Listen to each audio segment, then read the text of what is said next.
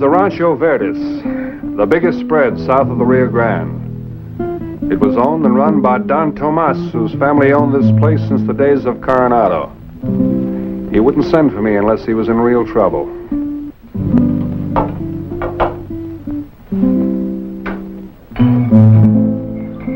Slowly, Fernando, slowly. We must not rush the freedom of this ancient one.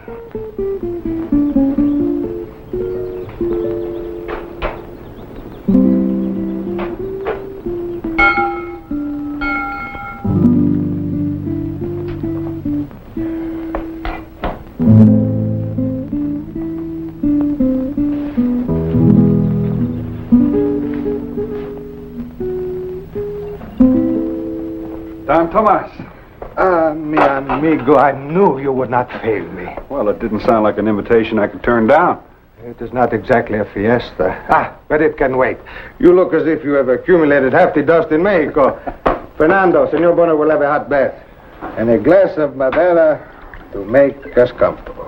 That'll be fine. Senor Bonner, my trouble is like this wine. For many years, you take care of it tenderly. Then you allow it to get out of its bottle. Look at the color. Perfect. Taste, the bouquet. It is what I expect from this family of grape. Unless it picks up a flaw from something outside. Don Tomas, I'm afraid I don't understand. Senor Bonner, you must be tired. Won't you sit down? Thank you.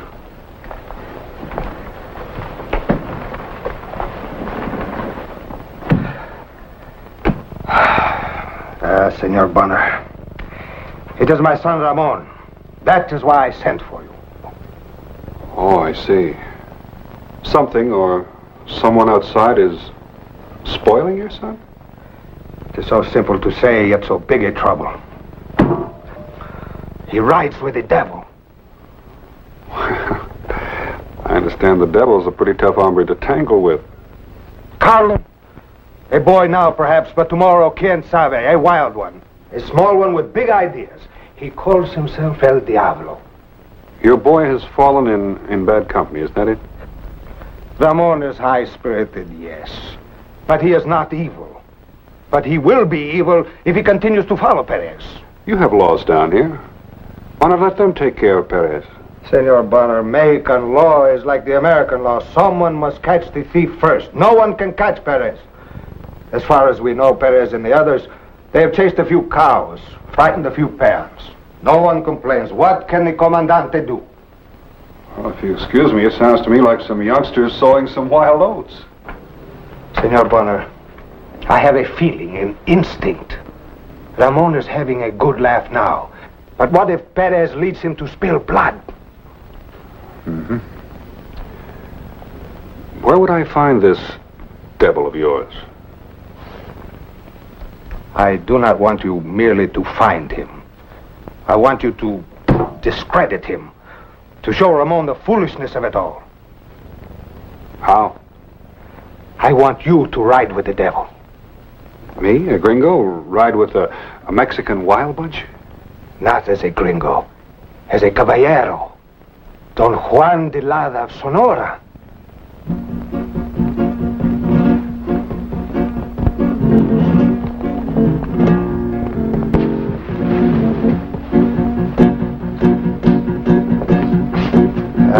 Caballero. Don Juan de Lara. A sus órdenes, señor. You know, when you find Perez at the hotel, your appearance alone will be a challenge to him. Of course. I shall tell him that he is but a candle to my sunlight. Do not treat him too carelessly. He might strike before he rattles. You realize, Don Thomas, that I might have to use these. Mi amigo, if you have to use the pistol, I know there will be a good reason for it. Thank you very much.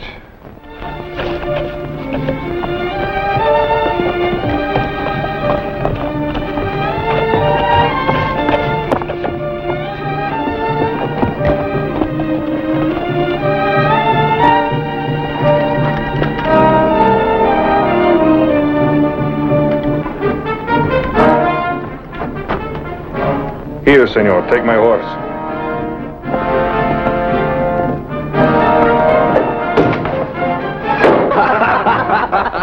¡Míralo!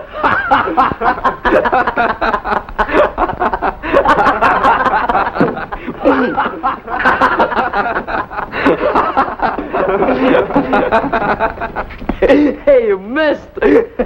See, on purpose.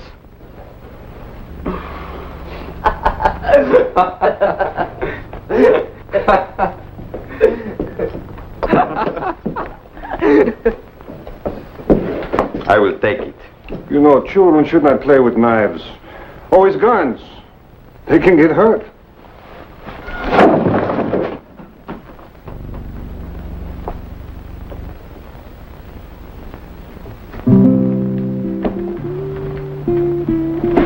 Vamos a ver de qué se trata. Don Juan de Lada of Sonora. Welcome, senor, to our fair city. Don Caballero. Muchas gracias. And I would like one of your best rooms. Oh, you know. Well, listen to the senor. He takes me for the proprietor. He's a joker. See? He will pay you, senor, to look at me before opening your big mouth. I'm looking. In these days, guns do not care who wears them. Patron, some of your very best wine, por favor. Oh, the best room, the best wine. You think, senor, maybe you deserve this? Of course. I say to myself, Juan, if you have the best wine, and the best room, and the best of everything, this makes me the best. Well, I don't need anybody to tell me that I am the best.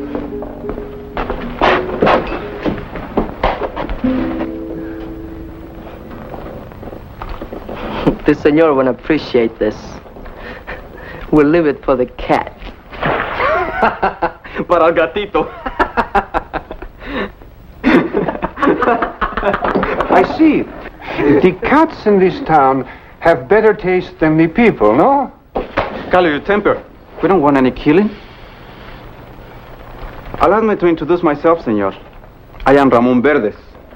Maybe you heard of my friends, Senor Carlos Perez and Senor Don Salvador Costa. No, these names mean nothing to me. If you stay here a little longer, senor, you won't be able to hear any other names. There is only one name I wish to hear. That is El Diablo. Why should I talk to a youth who has just taken a blade to his face?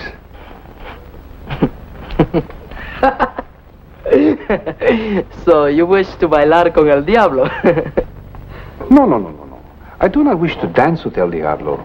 I wish to ride with him. But first we must have a little dance. Qué bueno. Let him go, Carlos. He doesn't know what he says. But he has a big mouth. Grande, muy grande. You see, we who ride with El Diablo have a little game. It's a little dance. And you must try before you can ride with us. Without the música? Oh. This is the orchestra. Bueno. How do you play this game? Oh, you stand over here in the middle of the floor while I aim at your feet. But if you move, El Diablo won't want you. And then you won't have any toes to walk on. Oh, I see. It is a test of valor, no? We play this game many times, and only the best man stays till the finish. Oh, well, I am the best. So let us play by all means. We'll be ashamed to spoil your beautiful boots, senor.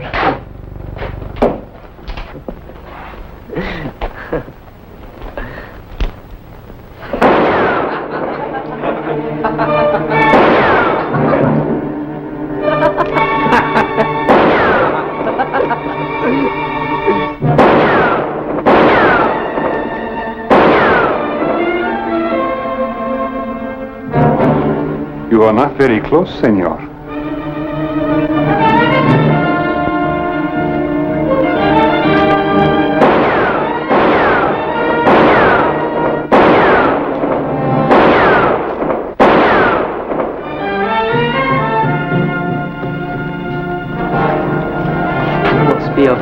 standing still, not knowing that I am El Diablo, the best shot anywhere. Oh, so you are El Diablo. Such a little devil. The devil business must be very poor this year. But you are wrong. You are not the best shot. I am the best shot.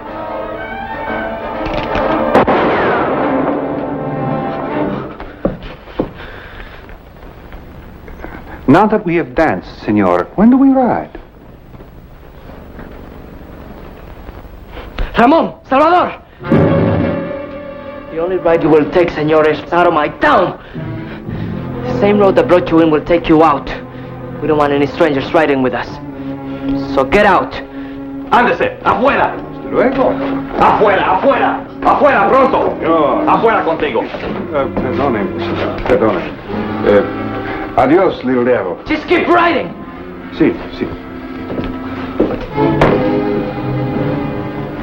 What was the shooting I've heard? The stranger, Comandante. The one who just left. He got careless. Come on, let's look at the countryside.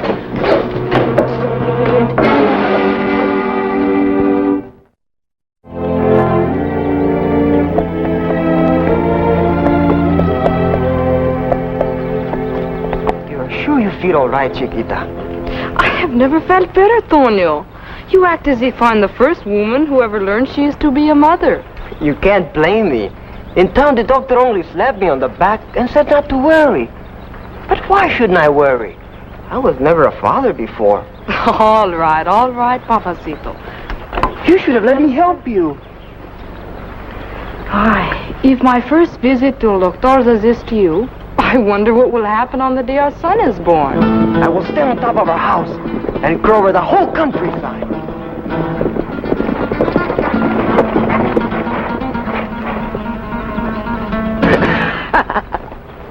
Hey, what do we got here?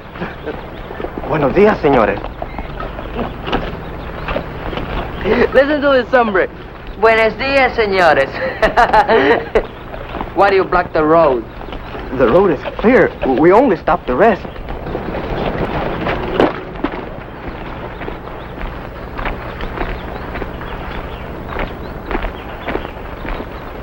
There's too many people on this road.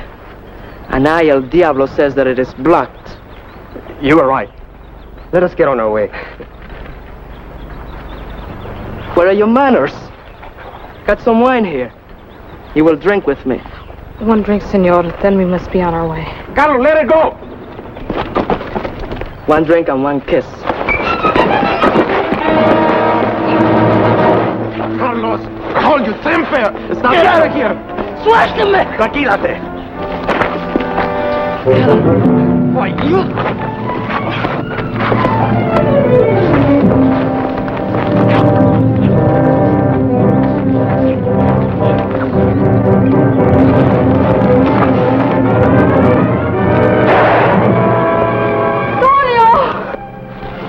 Vámonos, Ramón. Vámonos.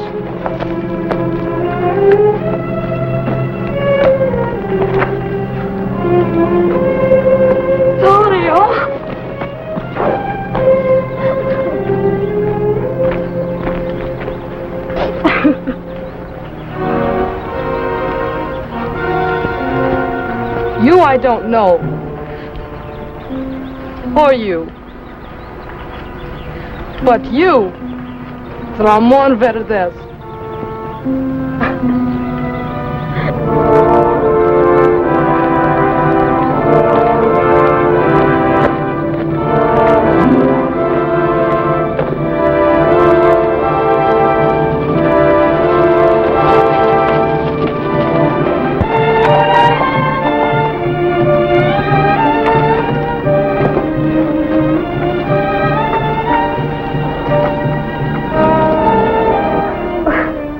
Are you sure, senora?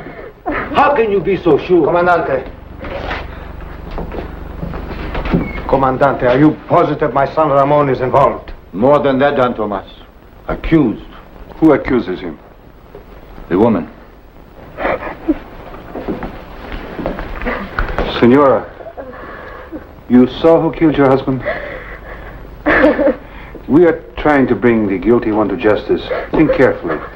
An innocent man's life might be at stake. Who did it? Ramon Verdes. Ramon Verdes.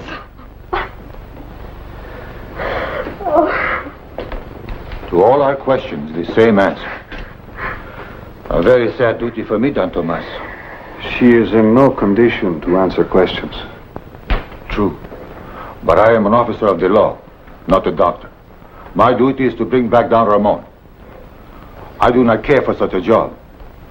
But the law is the law. Tomas, we had better find your son before they... I agree, mi amigo, but how? The young ones will be looking for the Commandante and his men, not for us. It may give us a chance. Let us try.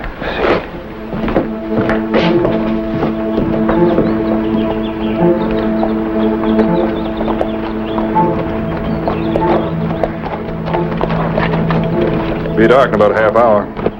Si, senor. We will not be able to follow them. Oh, we can follow them all right. It'll be slower. They're headed north, probably going for the border. Don't worry, we'll find them.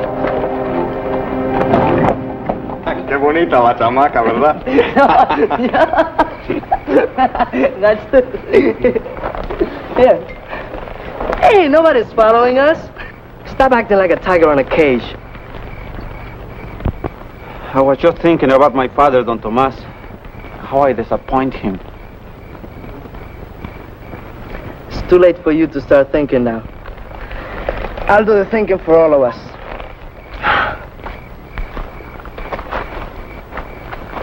Sail's real plain. They're young. From now on, be careful. Let me go first. And stay low.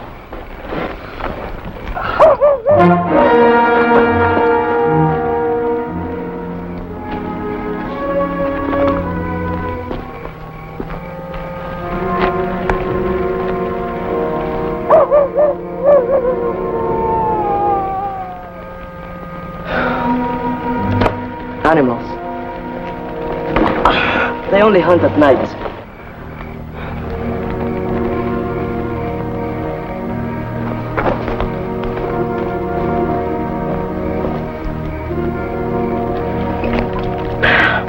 And so I say, we're real bandidos now. So let us live like bandidos. El Diablo and his men. We will sweep the countryside. We will take wealth and everything when we find it. Carlos, we are in enough trouble now. I want no more of this. No robbing, no killing. Sure. We're in big trouble now. A man has been killed. We can be hanged for this. But they cannot hang us again if we rob a bank or two. Maybe we'll not be hanged if we go back. But if we tell how everything happened, we was just drinking. There was a fight. Quien sabe, the commandant is a good man. He will listen. A full confession.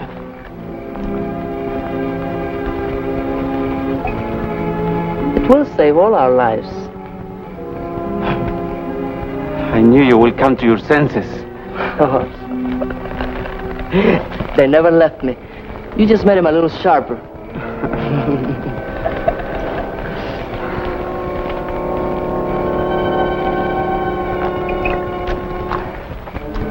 But you will make the confession.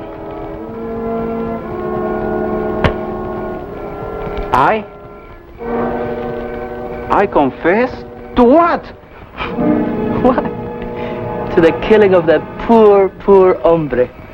The woman recognized you, and I saw you pull the trigger. And so did Salvador. Didn't you, Salvador? Whatever you say, Carlos. Take it easy, Don Thomas. El Diablo. To think I follow such a stupid one. But once I am in the Commandante's hands, I will tell the truth. He will listen to me.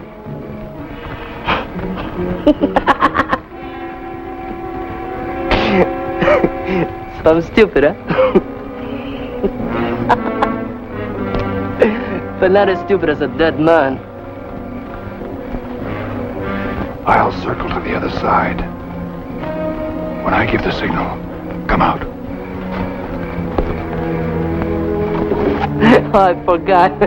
You are a Verdes. And between you and Don Tomas, the law will listen.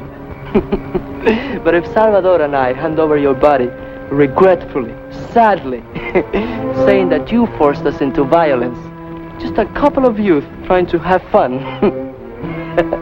Shoot and go to the devil.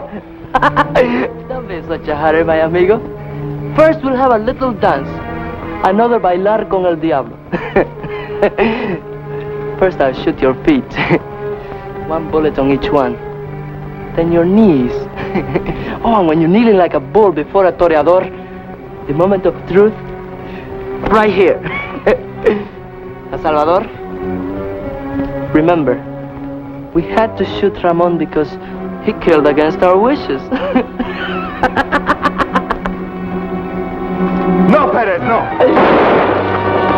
Perez!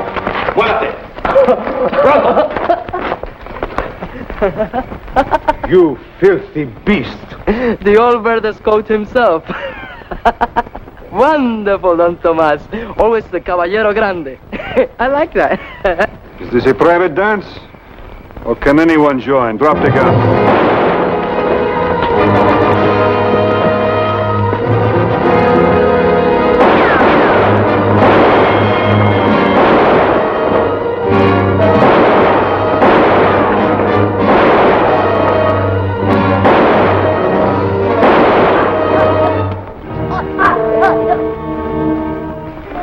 No, Salvador.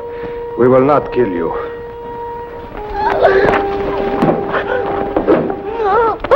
Oh, senor, please don't kill me. I'm sorry. Don't kill me, senor, please. I'm sorry. Like I said, you are a very little devil.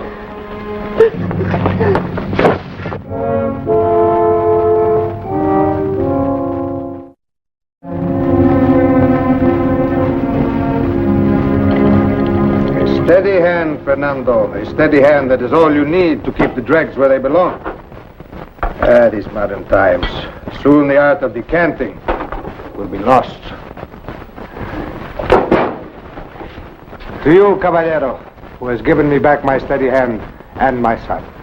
You should also drink to the Commandante for releasing your son to your custody. And I better get out of these clothes before I forget how to talk United States. No. You keep these clothes. Fernando already has put your clothes in your saddlebag. Well, thank you. A safe journey.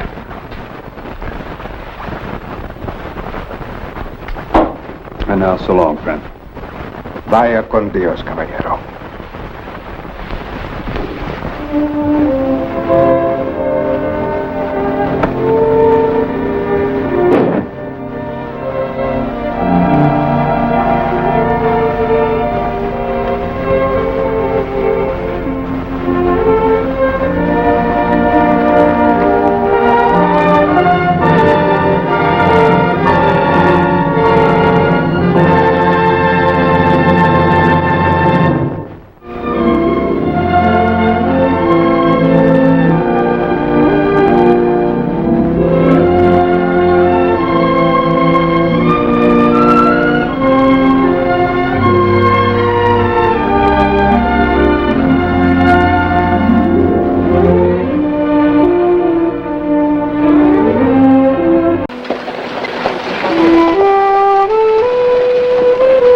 I wasn't looking for trouble that day I rode into New Canaan.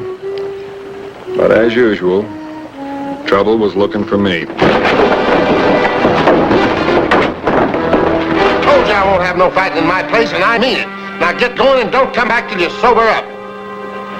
What's the matter with you? Well, somebody just hit me in the stomach with a man, and I think it was you. Well, I sure didn't aim to. Come on inside and I'll buy you a beer.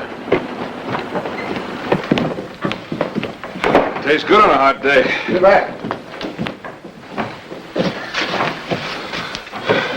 This is nice and cold, too. There you are. My name's Bonsell, Jeff Bonsell. I'm the proprietor. My name's Vint Bonner. I'm just passing through. You haven't got many customers. They all ran out the back door when the ruckus started. But they'll be back after they get through blabbing the newest piece of gossip about Jenny May all over this town. Jenny May? I finished the inventory on the whiskey, Mr. Bonsell. All right, Jenny May. See you tomorrow. Are you sure you want to see me tomorrow? Of course I do. 'Twasn't your fault. Now run along. Think no more about it. Thank you, Jeff. That's Jenny May. Jenny May McElroy, the Jezebel of New Canaan. That lady doesn't look like any Jezebel to me. And that ain't what I think about her either, mister. It's what the good people of New Canaan think about her. Want a job? Could use a man like you. $5 a day and found.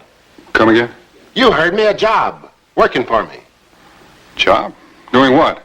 God help me keep the peace in this here establishment. I'm a cowboy, not a bouncer.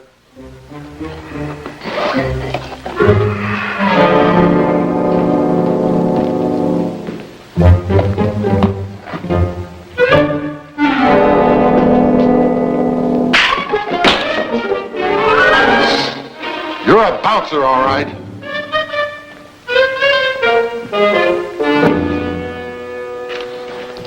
Fill it up for you. I want a cowhand to ride herd on cowhands. The situation around here is getting out of my control. What situation? The situation about Jenny May, like I've been trying to tell you. Look, maybe I ought to go out and come back in again. I don't know what you're talking about. Well, you caught on quick enough that she's a lady, a real lady. And through no fault of hers, she's become what you might call a bone of contention around here. Most of the nice people are against her. That is, except Miss Purcell, the new schoolmarm. What's the contention about? I eat my meals over at her house mostly. Why don't you come along later tonight for supper? That's the best way to get a real good notion of what's going on around here. Well, I'm hungry and I could use a meal, but... All right, I'll go with you. But that doesn't mean I'm taking the job.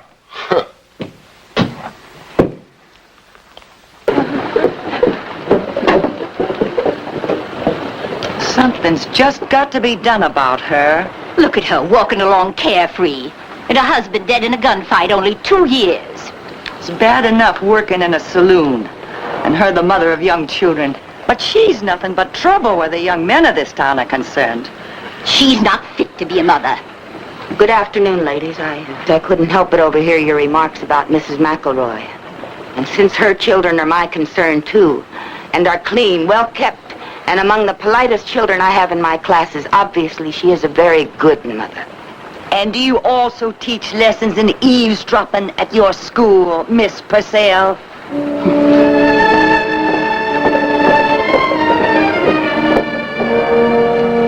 Well, I don't really know how this thing got started, Mr. Bonner.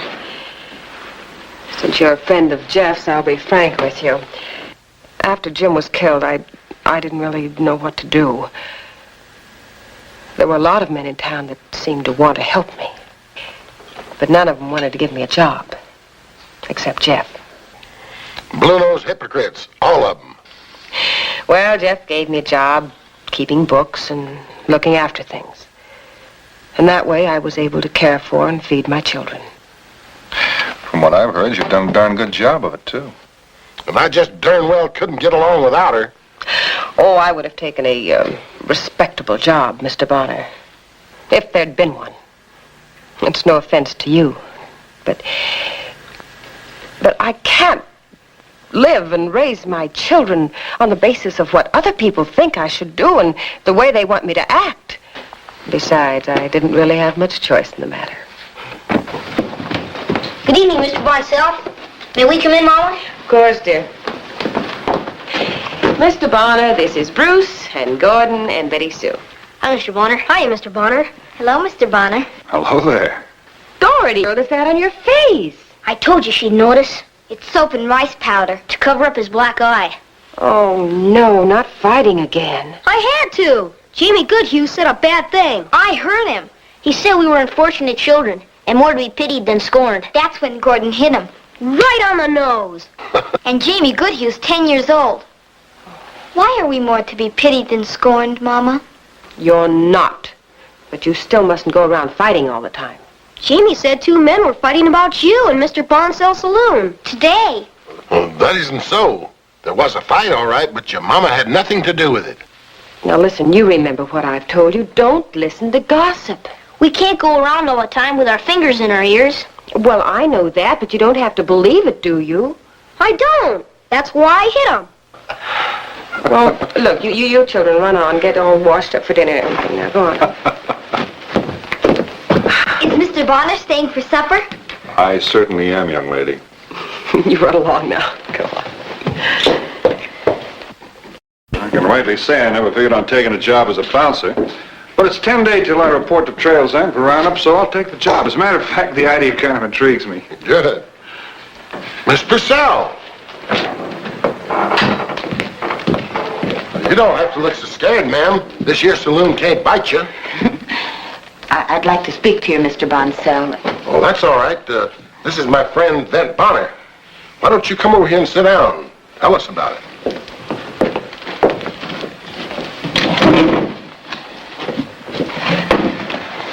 Something's happened, Mr. Bonsell, and, well, I don't know to whom to turn except you. Amy Goodhue has gotten the members of the school board to sign a complaint against Mrs. McElroy. She will introduce that complaint at the Guildhall meeting. What kind of a complaint? They will claim that she is an unfit mother and will try to make her children wards of the community. Well, won't the sheriff have something to say about that? There ain't no sheriff. He quit 2 months ago. The city council ain't appointed a new one yet.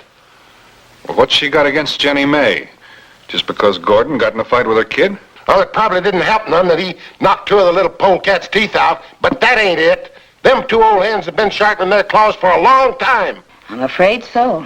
They also plan to give me notice that my services are no longer required. They can't do that. Oh, yes, they can.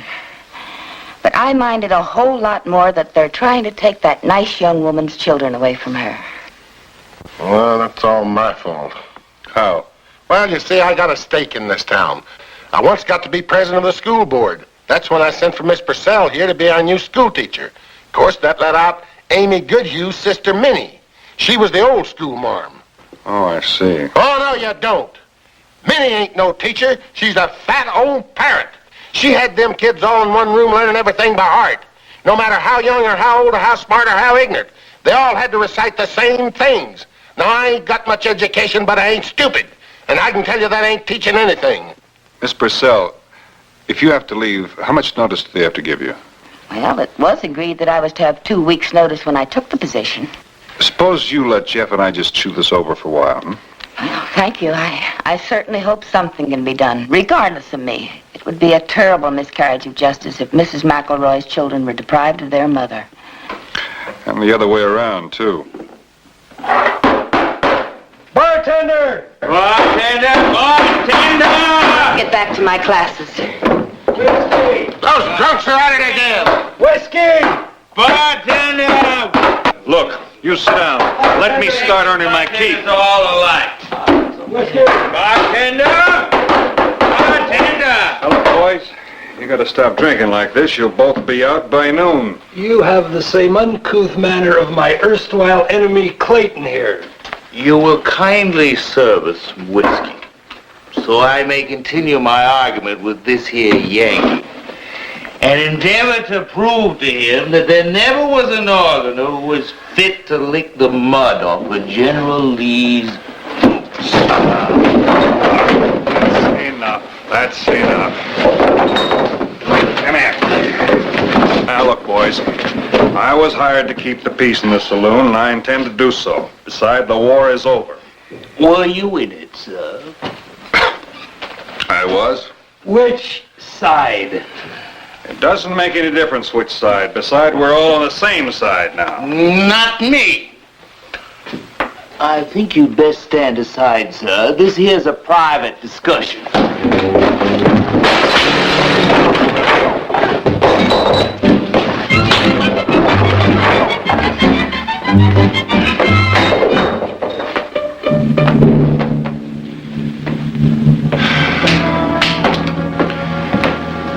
You know, we gotta think of something.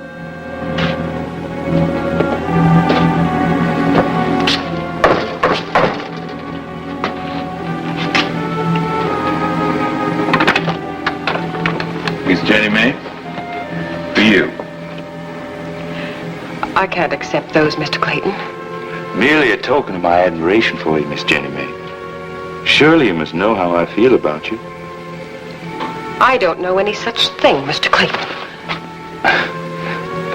I thought I'd like the pleasure of your company at dinner, ma'am. I'm having dinner with my children.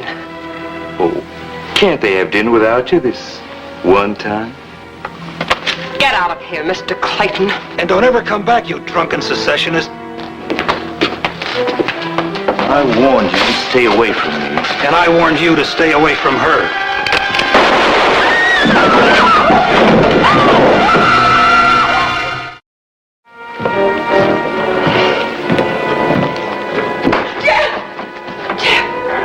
Jeff, I've got to talk to you. All right, over this way, Jenny. Ben, What's the trouble?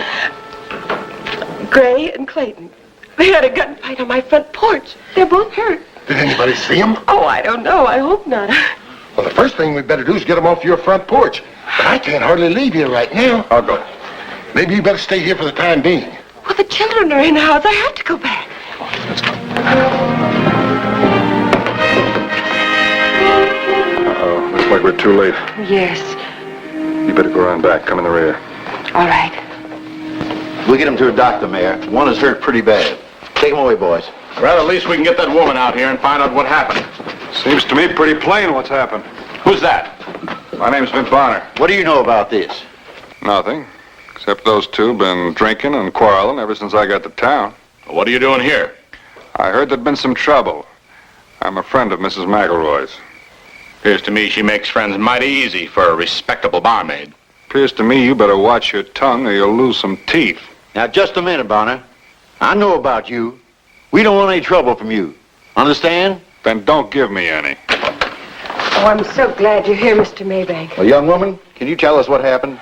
Well, I don't really know what happened. They come a-calling on you, didn't they? Brought flowers, didn't they? She doesn't have to answer any questions from you or anybody else. Oh, no? Well, there's a law in this land, mister. She'll find out whether or not she has to answer questions. And as for you, Mr. Vint Bonner, you can get out of town and stay out. I'll get out of town when I'm good and ready. Come on, Maybank.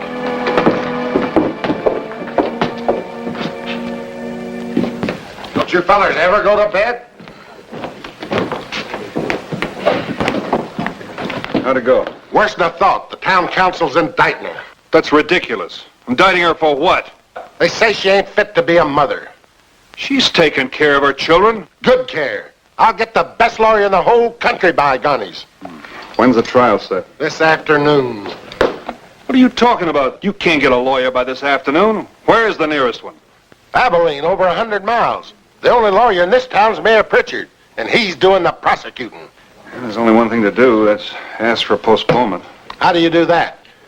Well, you step up to the judge and you say, Your Honor, the defendant would like to request a postponement so she can have time to get herself a lawyer. That's her constitutional right. Well, you talk as good as any lawyer I ever heard. Why don't you be her lawyer? 'Cause I'm not a lawyer, that's why. Well, how come you know so much about law if you ain't a lawyer? I worked for the U.S. Marshal a couple of times, and I've been in court a couple of times, but it doesn't make me a lawyer or anything near one. Okay, don't get mad. But you'll have to be the one that asked the judge for that, whatever you call it. I'd never remember to say Your Honor and all that. I'd probably get mad and bust him in the nose. You can't bust the judge in the nose. Who can't? Look, when he's up on that bench, he's got the whole United States government backing him up. Seems a little one-sided to me. Well, it can be sometimes, but that's the way it is.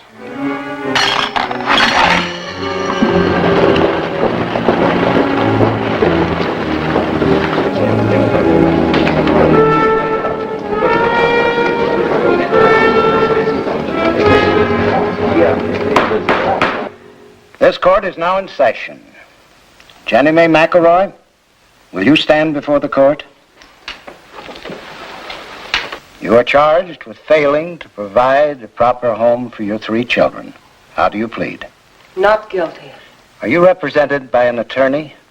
I am not. May it please the court. Yes, who are you? My name's Vint Bonner, sir. The defendant would like to get a postponement so that she can have time to get a lawyer. I object, Your Honor. On what grounds? On the grounds that the evidence against this woman is complete and incontrovertible. You're out of order at this time. Your grounds are inadequate, Mr. Pritchard. How much time does the defendant require? Well, I guess 2 weeks, sir. I think that's reasonable. Your Honor, if she does not wish a postponement, I will speak in her defense. She has done nothing wrong. She has nothing to fear. But Miss Purcell, she's got to have a lawyer. Who are you? You know who I am, Judge. You've been in my place. What is your interest in this case? Well, I gave the lady a job in my saloon after her husband got killed. And your interest, ma'am? I wish to defend this young woman if she will permit it. You have a license to practice in this state? No, Your Honor. I took my master's degree in law in Connecticut. Are you sure you know what you're doing, Miss Purcell? This is serious, you know that. She is entitled to have someone speak for her now. And if she will let me, I am going to do it. Your Honor, even though I am not licensed in this state, perhaps I can act as amicus curiae. As friend of the court. I think that's possible. Mrs. McElroy, will you allow Miss Purcell to act in your behalf? You know you can't afford to make a mistake, or else you'll lose those 3 kids. Let her alone. I think she can do it. Mrs. McElroy, please let me try. I know your children, and I know you, and I honestly feel I can defend you as well as anyone. You go ahead, Miss Purcell. I believe you. The defendant will permit me to act in her behalf as friend of the court. Is this your wish, Mrs. McElroy? Yes, sir. All right, Mr. Pritchard. What evidence do you have in substantiation of the charges against the defendant? Plenty, Your Honor. Plenty. We shall prove conclusively that this woman is unfit to live in a law-abiding, God-fearing community, and that she is unfit as a mother to care properly for her children. And we petition this court to place those 3 fatherless children in an institution where they can properly... I object. On what grounds? I object to counsel stating that Mrs. McElroy is unfit this and unfit that, to generalization without proof. I'm in the process of proving my contention, if it please the court. Sit down, Miss Purcell. I call Mrs. Amy Goodhue to the stand.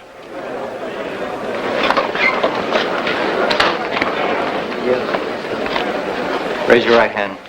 You swear to tell the truth, whole truth, nothing but the true self you got. I do. And not only does she work in a saloon, but the saloon keeper eats his meals at her house, including breakfasts. Well, she's a better cook than you are, you old dried-up bed flat. It was about 8:30 last night. I went over to her house with Mayor Pritchard and Joe Sawyer and Sam Watkins. And what did you find on the front porch of Mrs. McElroy's house, Councilman Maybank? Adam Gray and Randy Clayton, both wounded from gunfire.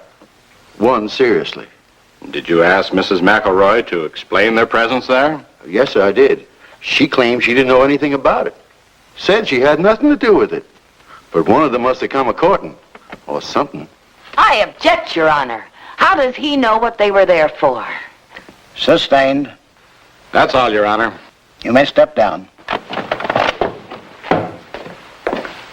If a couple of stray coyotes got into a fight in your front yard and killed themselves, that wouldn't prove that you raised coyotes. Look, I don't know anything about the study of law, but I know there's not a grain of truth in anything these people claim. Will you kindly let the defendant's counsel defend her? From where I sit, Mrs. McElroy is a fine young woman, and she has 3 fine young children. Calling her guilty is the same as calling me a liar. Are you threatening the jury, Mr. Bonner? No, sir, but I certainly wouldn't like being called a liar. Your Honor, I would like to proceed now with my defense. If I hear one more peep out of either one of you, I'll hold you in contempt. As Mr. Bonner said, none of the slander against Mrs. McElroy has been proved. Oh, but something else has. The institution of motherhood has been held up to contumely and scorn. The claim has been made that Mrs. McElroy is not a proper person or a proper mother.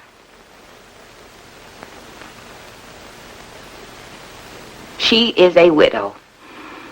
There are many such. Is this a crime that places a woman beyond the pale of Christian charity?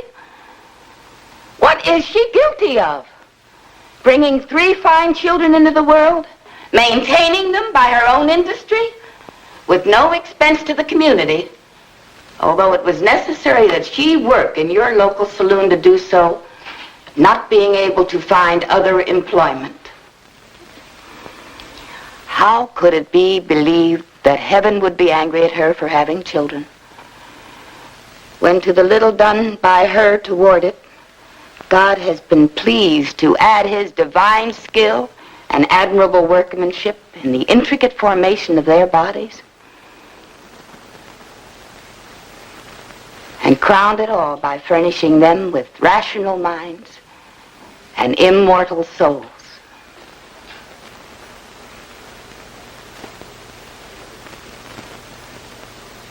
Such laws as you invoke against her are cruel laws.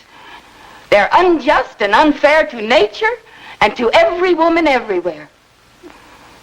Marriage laws were made for the protection of women and children.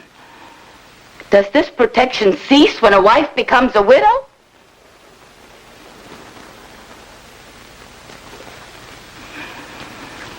Women bring life into the world. That is our destiny, the creation of life. And I pray heaven that someday women will have a voice in the conduct of the state as well as in the home.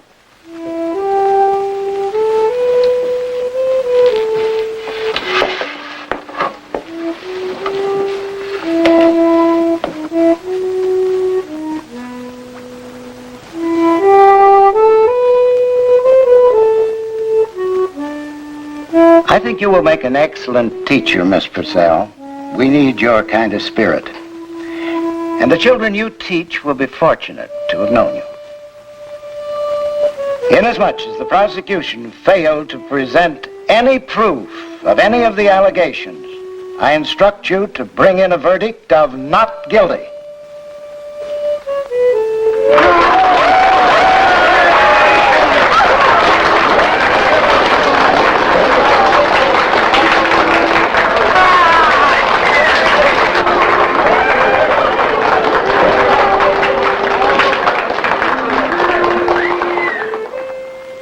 Knowing right from wrong, that's not too difficult.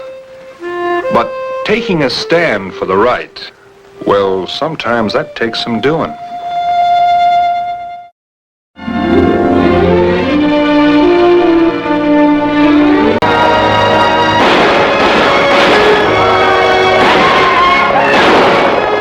That day I rode into Ledge, there was a kind of hysteria in the air, as though a whole town were coming apart at the seams. The snow, this could be Christmas. Yeah, they're busy, all right. Well, you might say we was trimming a tree. We're going to have a hanging. I'm happy over a hanging? Oh, they're just noisy at the prospect of some excitement. Who are you looking for, mister? I mean Bob Cavis. I understand he has a cabin outside of town. You a friend of Cavis? I'm a friend. Well, Bob's took himself a room in town. About where you see that little knot of men down there.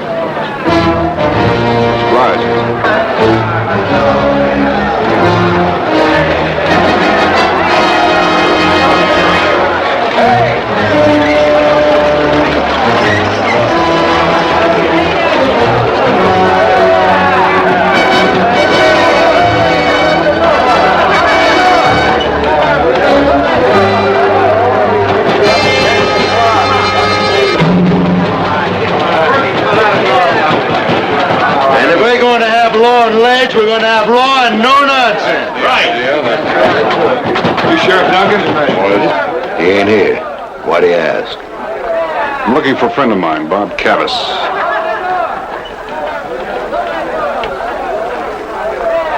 How come you ain't dressed in black? It's the second time I've asked about Cavis without getting a straight answer. Where is Sheriff Duncan? Tom Duncan, the best man this town ever had, was shot dead by your friend. Can't believe that. Then come to the trial. Maybe that'll convince you.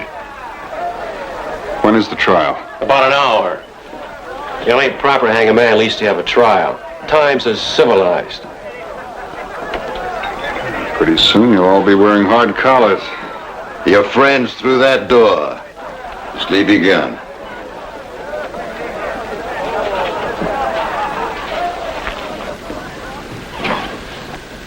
You taken a liking to a cage? Why not? After 10 years of it, it feels almost like home. Did you kill Tom Duncan? No. Who did? How should I know? I wasn't even at the cabin. Tom Duncan wasn't shot at the cabin. He was shot on the trail into town. He had been to your cabin, and a set of footprints followed him out of your cabin. And your rifle was found close by. You've got it all figured out, ain't you, mister? The whole town's got it figured out. You've got 5 minutes, stranger, unless you want a place in here yourself.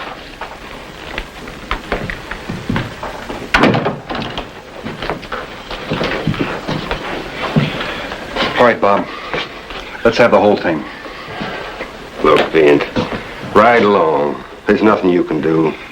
What does that mean? I'm tired. If you didn't do it, you don't have to pay for it. Don't care much anymore, one way or the other. You mean you'd let them hang you for a murder you didn't commit? I didn't do anything at Ellsworth, neither. Oh, no. Nothing much. You just got drunk with Billy McGill and these boys the night they shot up the bank. You got caught asleep at their camp. Oh, you were lucky. You got 10 years free room and board. Billy and his boys got the rope. Yeah, I sure had a lot of luck. My wife died the year I was sent away. I got a 12-year-old boy I don't hardly know. Look, Vint, twice. I don't see nothing, I don't hear nothing, I don't do nothing. But the law comes around just the same. Well, they won't be around anymore. I didn't know you had a boy. Where is he? Up the cabin, I reckon. Don't worry on him. What's going to happen to him? He'll make out. He's a kid. Kids make out. Oh, sure. Scar on the heart doesn't show.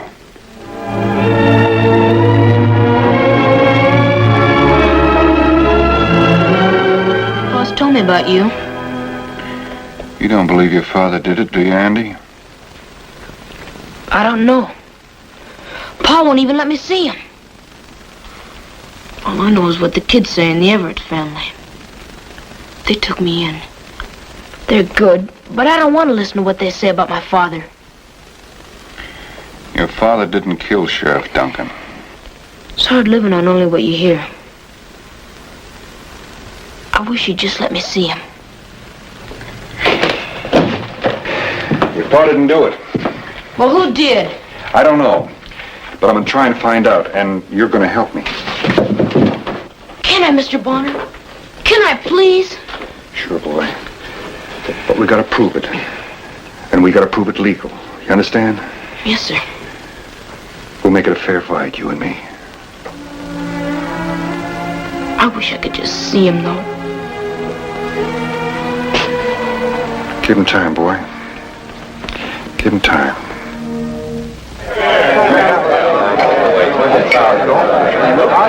Hey, now, who's going to be the prosecutor? Yeah, that's right. So what?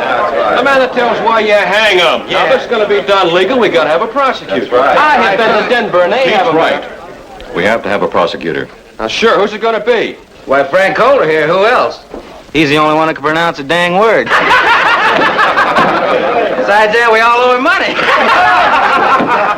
Okay, Frank's prosecutor. Now we're going to need a judge.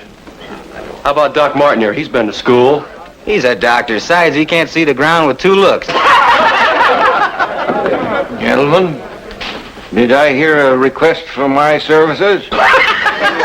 Steady, Doc. The man don't need a boil, Lance. But you might take a look at his neck later.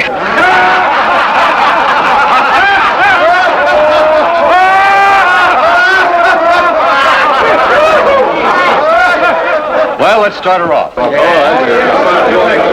Judge Martin, you're benched, sir. Go!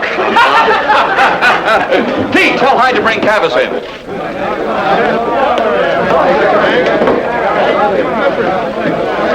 Listen to him cackle. The hanging's solemn. No need to be taken on or screaming and drinking. You're a stripe different, huh? I'm the hangman.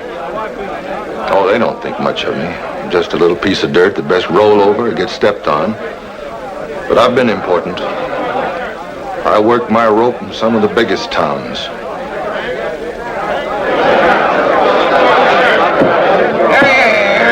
This quarter's now in session. Frank, we oughtn't to start now. It's supposed to be a newspaper fella from Cooper City.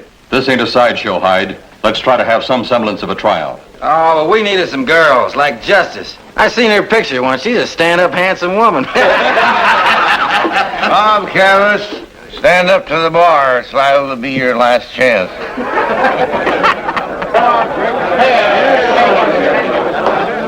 Go on, Mr. Prosecutor. I'll be brief. Tom Duncan went down to see Bob Cavus. Pike here heard him say he was going. Right, Pike? That's a fact, Frank. He told me he's... Cavus wore a jail suit for 10 years down in Kansas.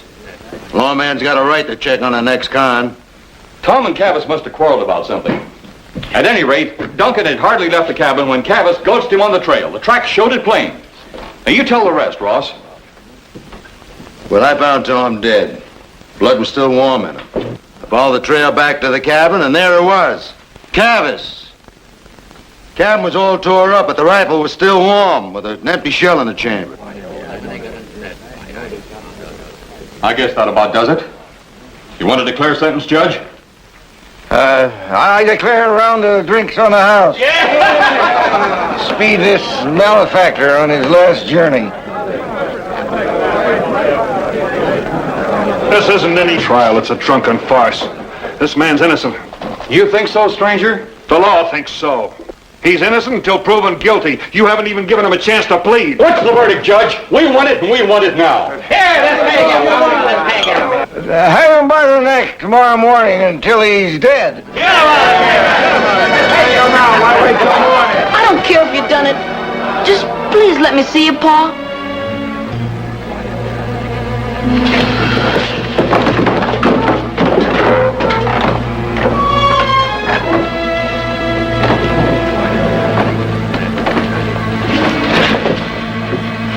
You're the one who wants my father dead.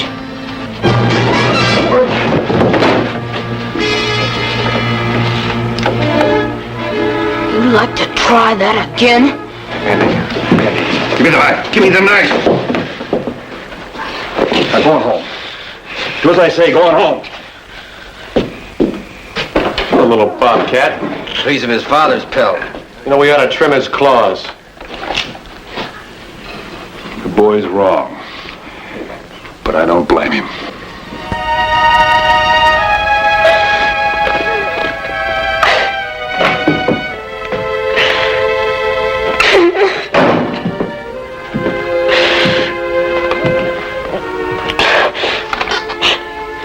Here. I hate them. Them in their courts. I'd like to... Kill him? They deserve it. Andy, I told you what we did had to be legal. And what they do, that doesn't have to be illegal. Is that it? It's what we do that's important. You know, that's easy to say. But when this thing is finished, you're gonna ride off in your pony. And I'm gonna stay here with the people who killed my father. Now, how do you think I'm gonna feel, Mr. Bonner? Look, Andy, I know how you feel. But it's the law that counts, not the kind of law they're using. There's more to it. It's come down for hundreds of years. It's all we've got. What we do has to be done the legal way. Well, what do we do, Mr. Bonner? I've got some questions. I'm going out and find some answers. Now, Andy, you stay here.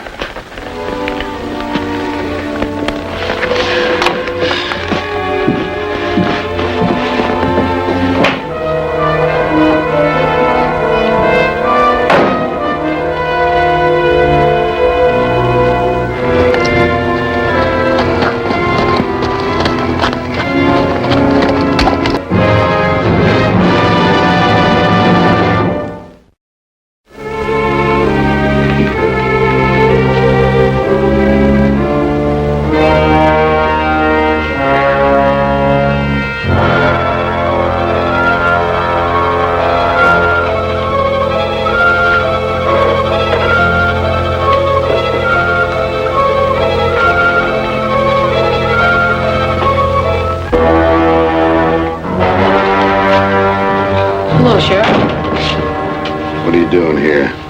I want to see my dad. Says he ain't interested. Don't want to see you. I know. I still want to see him. All right, go ahead. You both deserve each other.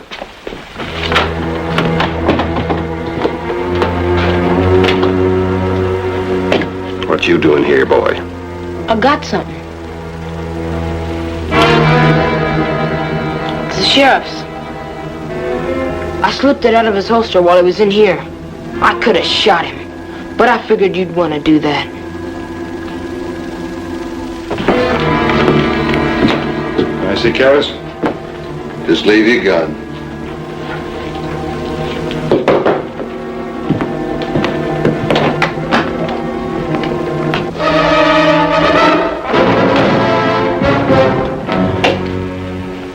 Where'd you get this? It's Hyde's. I sneaked it out of his holster. Andy, go on home. Go on. Do like Mr. Bonner says, son.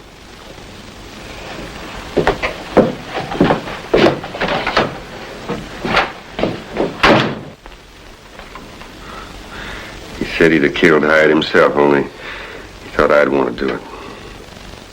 After that trial, what could he think? After tomorrow morning, he won't have to think about it. Just the rest of his life. You give up, and I don't know a better way to tip that boy the wrong way. What's that supposed to mean? You're stubborner than a bush steer, and you're feeling sorry for yourself. It takes a tough man to be a father. How many sons you got, Bonner? None, I'm sorry to say.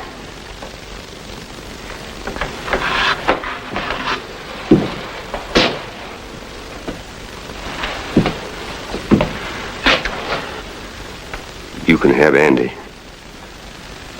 What? Take him, Vint. You can help him. If you're hung tomorrow morning, I'd be afraid to take him.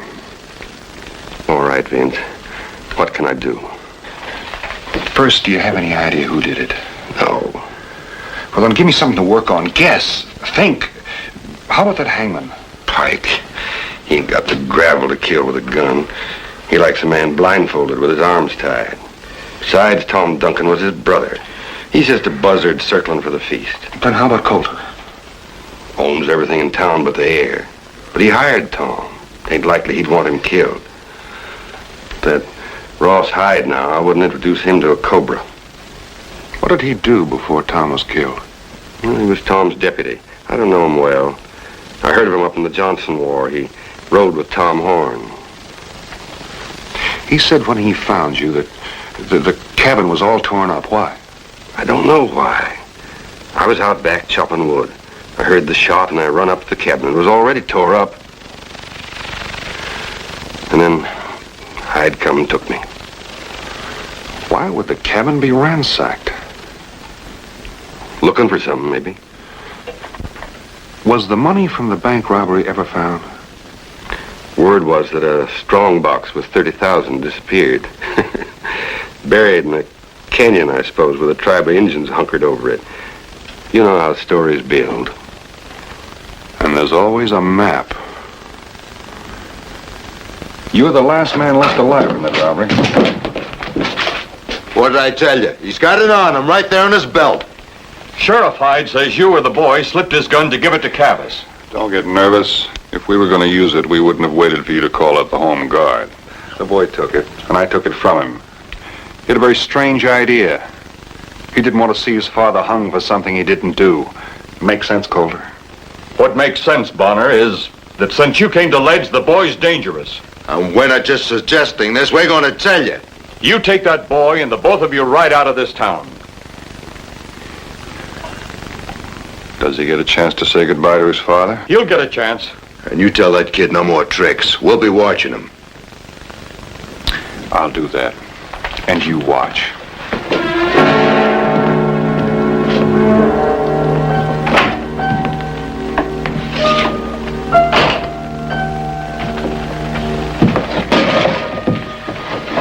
Andy, that little trick you played with a gun bought us 2 tickets south tonight. We've got only one chance to save your father. What do we do, Mr. Bonner? It's a slim chance, but we'll have to take it. It's dangerous. It depends on you. Now, we'll need a piece of paper and an old envelope. The older, the better.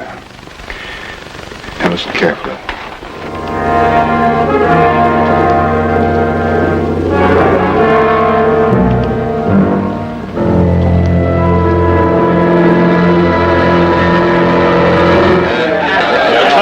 Like a hot stove tomorrow morning, Ross. No need to stage the hangar too early. Bonner! Just hold it right there.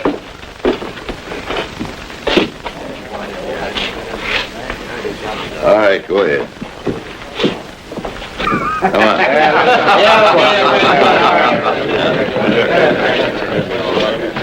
Give it up. Yeah, that's right. Pa, we're riding out, Mr. Bonner and me. Together? You two? Good. Got yourself a new pa. Now, you mind what he says? But he says you didn't do it. That they're killing you for hate. Like they killed that fella in the book. What book? You know I don't read books. The church book, Pa. The one we're all living by. The Everetts, the school marm, Frank Coulter, Pike Duncan, and Ross Hyde. You read that book, son? No, it's too long and full of queer names. But I learned a little bit of it. They teach it to us in school. What you learned out of it? Well, I learned that thou shalt honor thy father and thy mother. And I learned that thou shalt not kill. Get it over with, kid. We ain't got all night.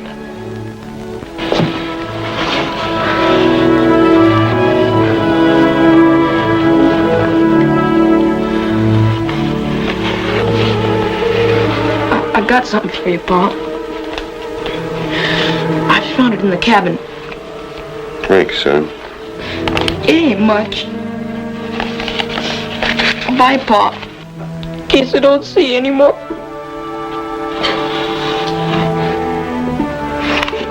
Wait a minute.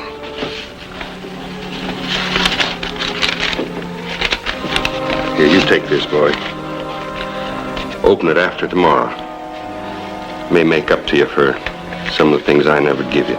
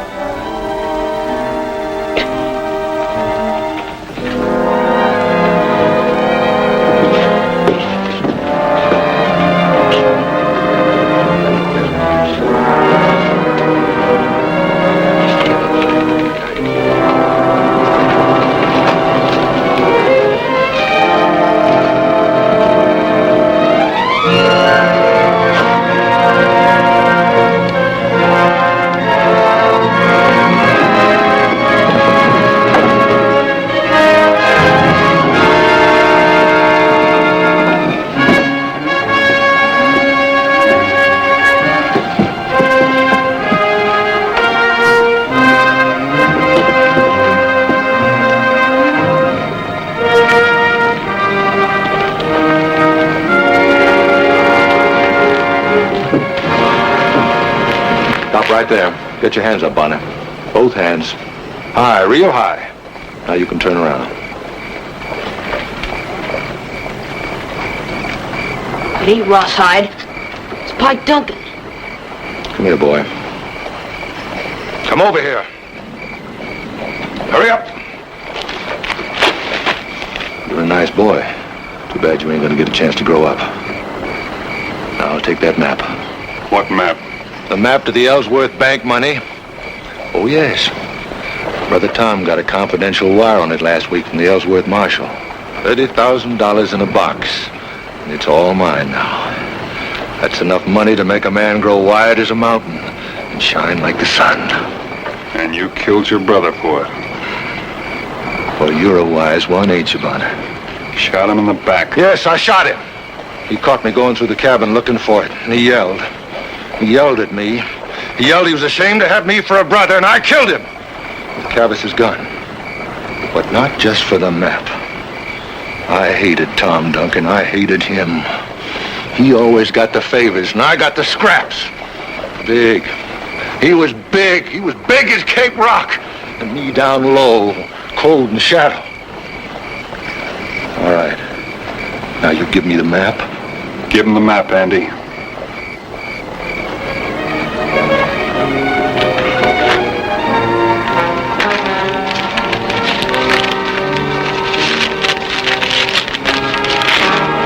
This is blank. Ain't no map. Why, you thieving little...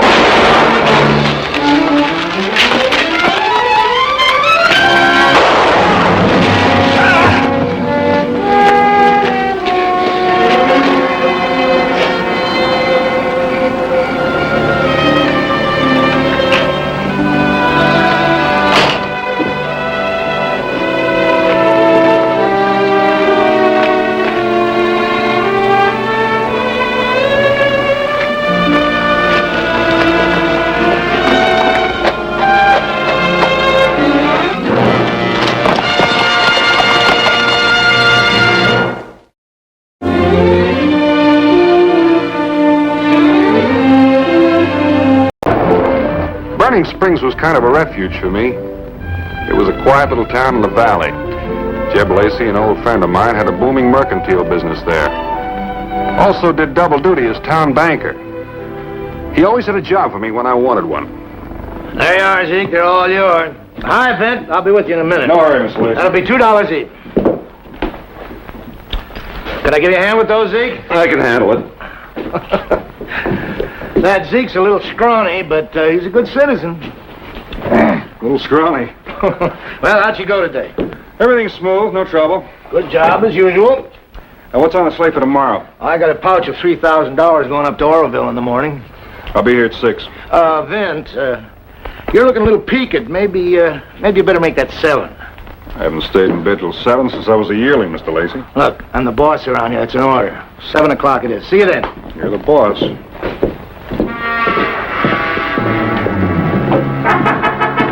Fine if you give me half the chance. Now, do be careful, old boy. It's genuine Morocco, you know. Look, mister, I got a schedule to make, so don't give me any fancy names. Well, it's brown leather with gold finishings. Quite good looking, if I do say so myself. It was a going-away gift from my great-uncle Percy Cadwallader. A favorite valise from a favorite great-uncle. Now, I wouldn't want to lose it. Look over there somewhere, won't you? Is this it? Ah, you found it, old man. Good for you. Great-uncle Percy simply would have been crushed if I'd lost it. Now, do be careful in handing it down. I say, old boy, is my cravat crooked? No, I was just waiting to get by. Oh, I am taking more room than I should. You will forgive me, I'm sure. Sure. I say, you seem a decent enough fellow. Could you direct me to the best hotel in town? This is it. I'm staying here. Yes, I have noticed accommodations here in Western America are a bit skimpy. But be that as it may, one must make do is my motto. Sure. Do you mind if I tag along? No, come along. I say, could I trouble you again? Is there a pub anywhere about? Pub? Oh, a pub, dear boy, is a place to get a nip of brandy and the like. Something to wash this insufferable western dust out of my throat. You mean a saloon? Sure, there's one in the hotel here. Oh, a saloon, is it? Saloon. Well, I expect that will have to do. Would you take that one, please? Thank you.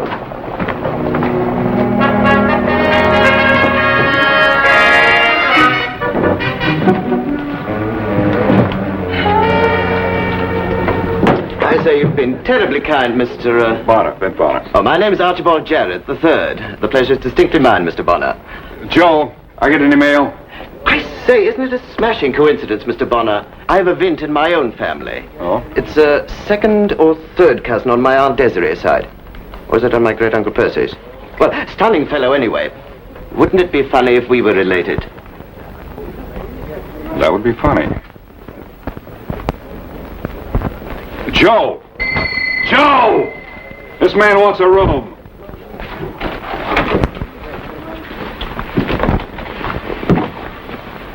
Hold on a minute, Mr. Bonner. Why not allow me to buy you a snifter of brandy? It's amazingly good for the complexion, you know. I could use a drink. That's right. After all, where else do we have to go? I'll cheer up this grouchy old man, and then I'll meet you in the bar. Why don't you run on ahead? Now, where do you want me to sign this little book? Thank you.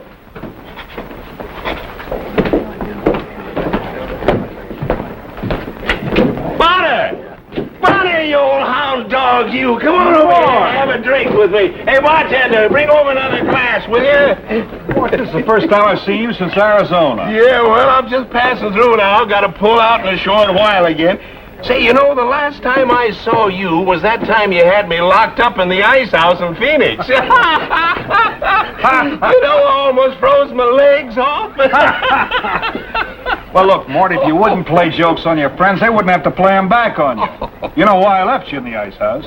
You took half the powder out of my cartridges the afternoon of the turkey shoot.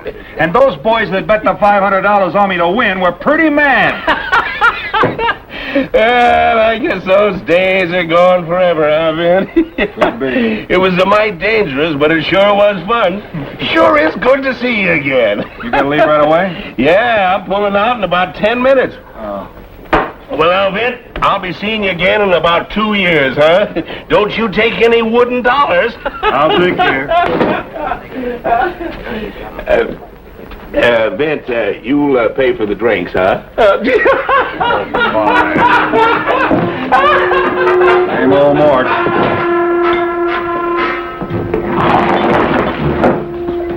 Fascinating. Such dexterity. But forgive me, Mr. Bonner, I've changed the subject, momentarily taken with a bit of your local color. As I remember, we were talking about me. Now, before we go on, may I make one humble request? Go right ahead. Please, don't call me a writer. The proper term is journalist. Oh. You see, I'm in your country on an assignment for several British journals, doing a series of articles on the American West's common cowboy. Common cowboy? Well, I'm amazed you chose this section. Nothing very exciting happens around here. Oh, but that's where you're wrong. You see, a true journalist always finds something to write about. Why did you come to Burning Springs? Oh, I hate to admit it, Mr. Bonner. It was the name that intrigued me. Burning Springs. You know, I can't wait to see them. Matter of fact, I'd like to see them myself. How about another? I can take a short one. Bartender, 2 of the same. You know, this colonial brandy is amazingly good. Yeah, pretty good. I'm afraid I've been frightfully selfish, old boy. My great-uncle Percy, may he rest in peace, tried admirably to break me of the habit of always talking about myself. Looks like I've gone and done it again. Tell me, Mr. Bonner, what sort of work do you do? Oh, nothing much. I ride for Lacey's Mercantile. I deliver money. Oh, sounds terribly exciting. Matter of fact, it's kind of dull, but I like it. Oh, you're being terribly modest. How about my riding one trip with you on your job? For research, it would make smashingly good reading. Wouldn't do any harm. Can you ride? Oh, now you're joking, old boy. I was equestrian leader at my prep school for 2 years running. Where I come from, that's a jolly good job of work. All right, tomorrow. That too soon? Oh, perfect. Shall we drink to our adventure together? To the morrow. So the dude's a writer. That's right, old man, but what... Well, then how come I never heard of you? I do say, old boy, are you sure you know how to read? All right, cowboy, on your way. You just stay out of this, common cowboy. It's all right, Mr. Bonner. Let the gentleman proceed. He seems to want some sort of satisfaction. Mr. Jarrett, suppose we have something to eat. I never did like dudes in general, and you in particular. Now, that is a shame. Do you know, sir, you are uncouth. Oh, I ain't couth. I'm as couth as you are.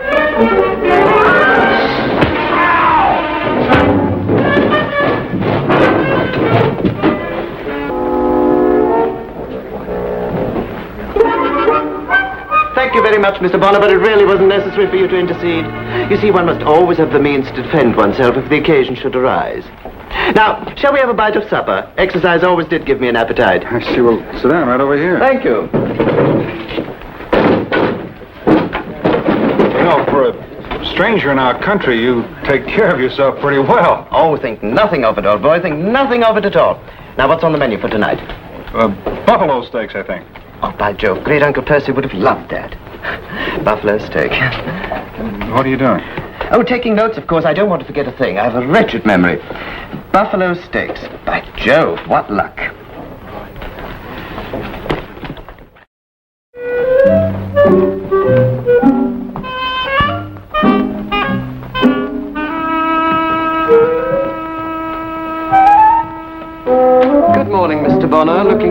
I trust. In fact, I was.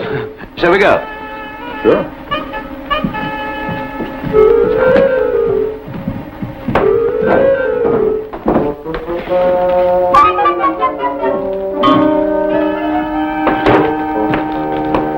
Morning, Mr. Lacey. Oh, hi, Vint. You all ready to go? Already, this is Mr. Jared. He's a friend of mine.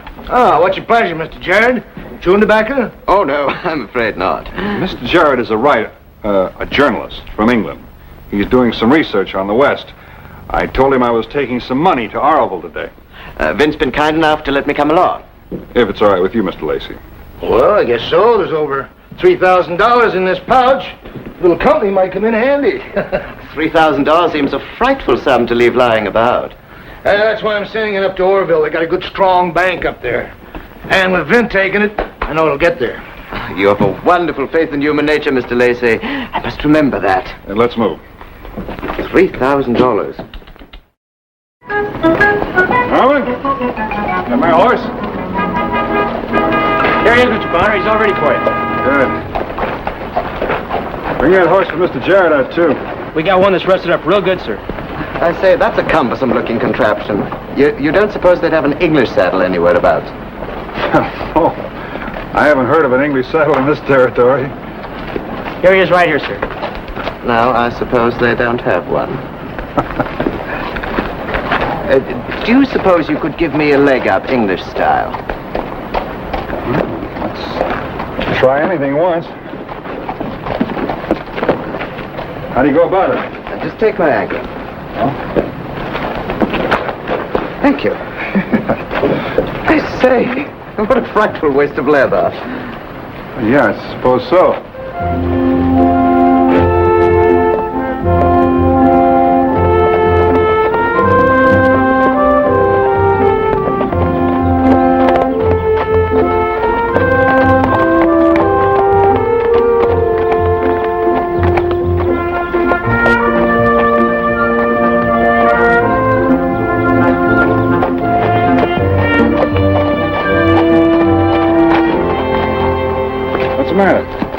I do believe we're being followed. Oh, there's a bend up ahead. Straight stretch afterwards. We'll lose them there. Do you suppose they could be after the money? We aren't going to wait around and ask them. Come on.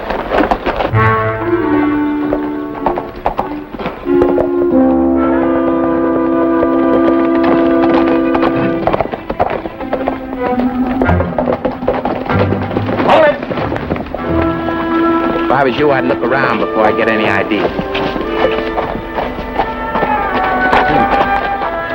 If you behave yourself, there'll be no need for guns. Now unbuckle that belt real easy and let it drop.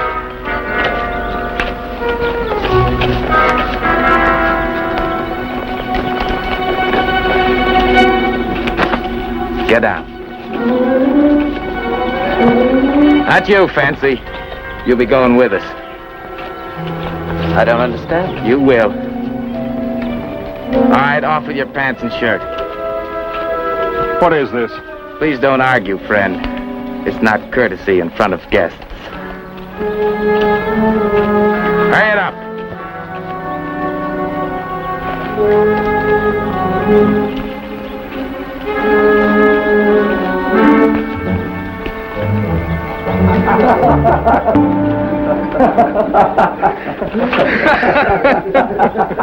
Man just don't look right without his hat.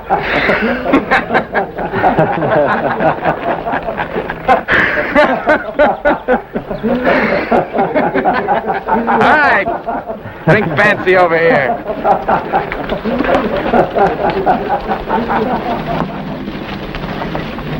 Have a nice stroll, mister.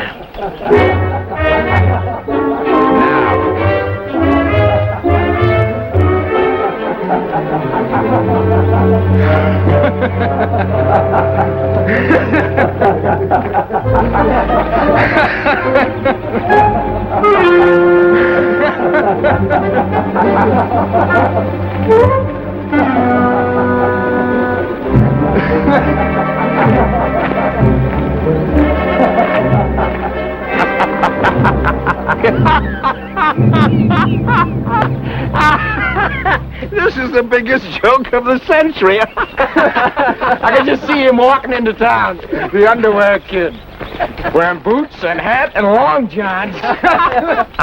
I'd say your plan has been a smashing success. A smashing success. You were perfect, Jared.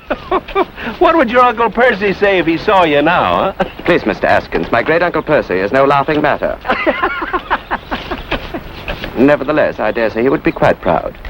What about the money, boss?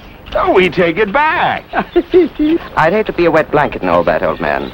But despite the fact that you're an old friend of Vint Bonner's, he's going to be very happy if he can tear you to pieces. Thank you for the warning, Jared. But you know, I couldn't have pulled this off without your help. I wouldn't be surprised if he was saving a few licks for the English. Well, come on, fellas, we better get back to town.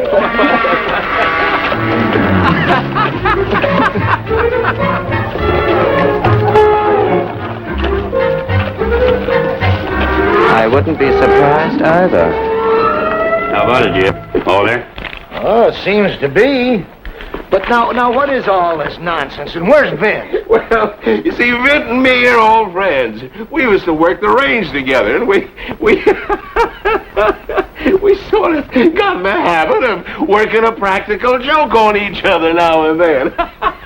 And you, Jared, were you in on this too? Oh, I wouldn't have missed it at any cost. It was a beautiful, delightful scheme. I do believe it has classic possibilities. You know, Jared and I arranged the whole thing. I saw Vince's horse over at the stable. Now how's he going to get back? He should be walking in at any moment.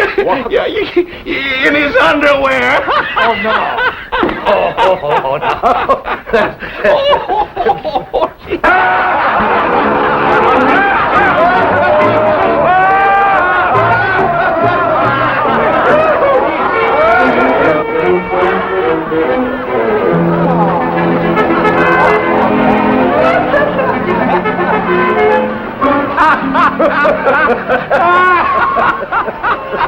Mr. Lacey, I was robbed. Mr. Haskins here brought the money in, Vince. 4 men. They had 2 shotguns and 2... Mr. Who? Mort Haskins here. He says he's no friend of yours. He planned the whole thing. Now, don't be a bad sport, Ben. I can remember the time you had me locked up in that slaughterhouse in Kansas City overnight. Those hogs got a little potent before the night was over. Who are you, mister? Oh, it's me, Mort. You gotta remember. What's the matter with you, Vint? Can't you take a joke anymore? You gotta admit it was a pretty good one. Come on inside and get your clothes. I don't know you from Adam. All I know is if you brought that money in, you had something to do with a robbery. That's up to the sheriff here. Who's that English dude, anyway? The money. I left the money right here. Are you sure? This, gentlemen, is what I believe you call a holdup. Will you join your friends, Mr. Bonner? I hope you're not as foolish a man as you look right now. Don't worry, Mr. Lacey. I shall take very good care of your money. Now, gentlemen, I would hate to be the cause of any violence. Would you kindly remove your guns and place them somewhere out of reach? The joke's over, Jared. We've had our laugh. The guns!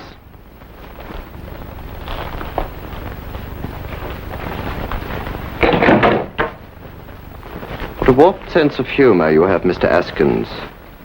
Haven't you noticed? The joke's just begun. And I really am a very excellent shot, even with this cumbersome weapon. I hope you don't make me prove it. Oh, just a minute.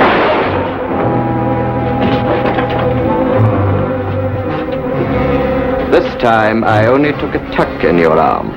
Now, a word of warning to all of you, my friends. I'm no amateur at this sort of thing.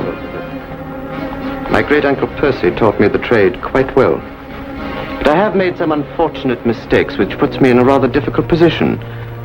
You see, I have 2 previous convictions in Virginia and 1 in a forlorn place called Boston. I have no intention of getting another. As I understand, they're quite strict here in America with the 4th offender. Isn't that right, Sheriff?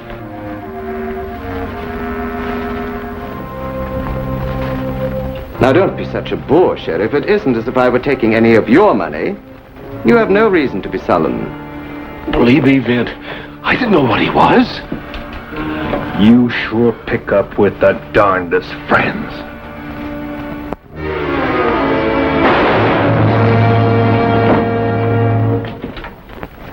That is a shame.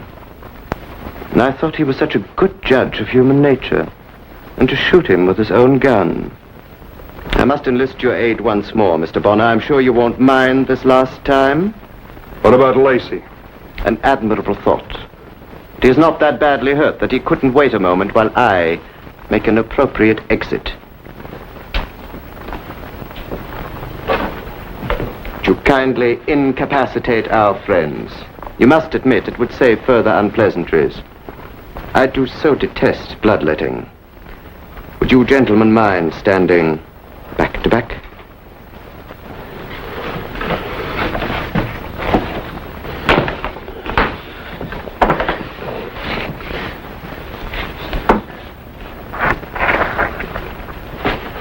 Mr. Bonner, must I remind you that I shall inspect your handiwork? Surely an accomplished cowboy like you can do better than that.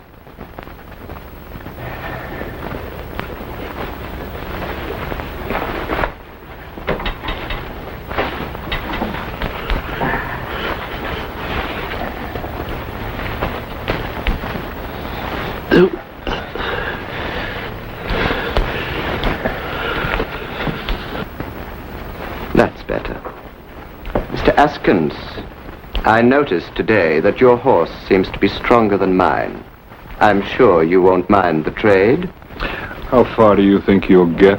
Mexico, Canada, China, the South Seas. Possibilities are infinite when one has money.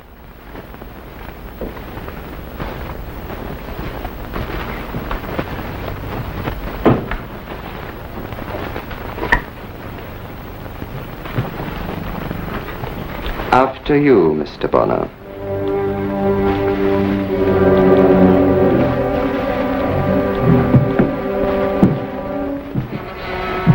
And remember, this gun will be trained on you every moment.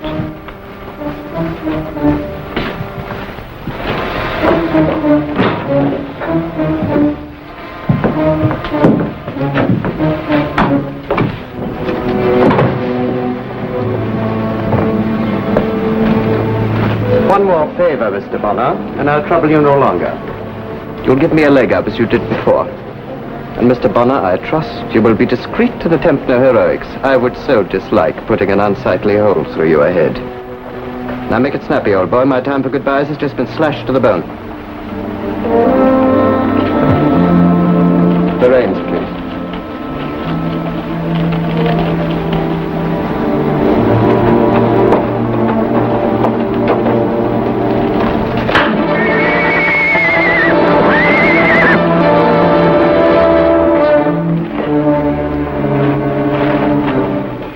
How much do you suppose he could get? Well, after all, he did commit the robbery. And he instigated the whole thing, too. Well, now, wait a minute, Vint. Let me see. Attempted robbery. That's 5 years. Oh, 5. Possession of stolen goods. Another 2 years, maybe. 7. Oh, that's 7. Harboring a known fugitive. 3 more years. 10 years? Could amount to a tidy sum. No, you look here, Sheriff. You listen to me. I don't know. I never had it. This fellow, I never... Have you no consideration at all? After all, we were caught rather red-handed, as the saying goes. You stay out of this! You... I find it hard to believe that he's the criminal type. Yeah, some men start late in life, you know. I still got to hold him till a circuit judge gets here. Next month. Mom, Vince, you can't leave me alone in this jail. See what you mean. True criminal face, and the temper to match. Yeah, well, don't worry. We know how to take care of his kind. I say, Sheriff, is there any way I can get some peace and quiet in here? Do you think your Uncle Percy will bail you out? You couldn't very well do that, old boy. Dead, you know. Hanged him 8 years ago in London for murder. Messy old man. Always used the razor. Oh, well. Well, Mort, goodbye. Pretty good judge of people. Thought I'd seen most every kind of crook, too. That is, until I met some of the strange new residents of a town called Happy Hollow. I'd ridden across one state and a territory to help Aldrich Newton celebrate 20 years in newspapering. Happy Hollow didn't look so very happy. And old Newt's newspaper, the Happy Hollow Harbinger, didn't look so good either.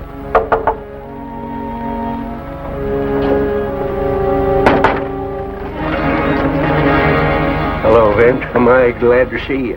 What in the world happened? You're just in time for the wake.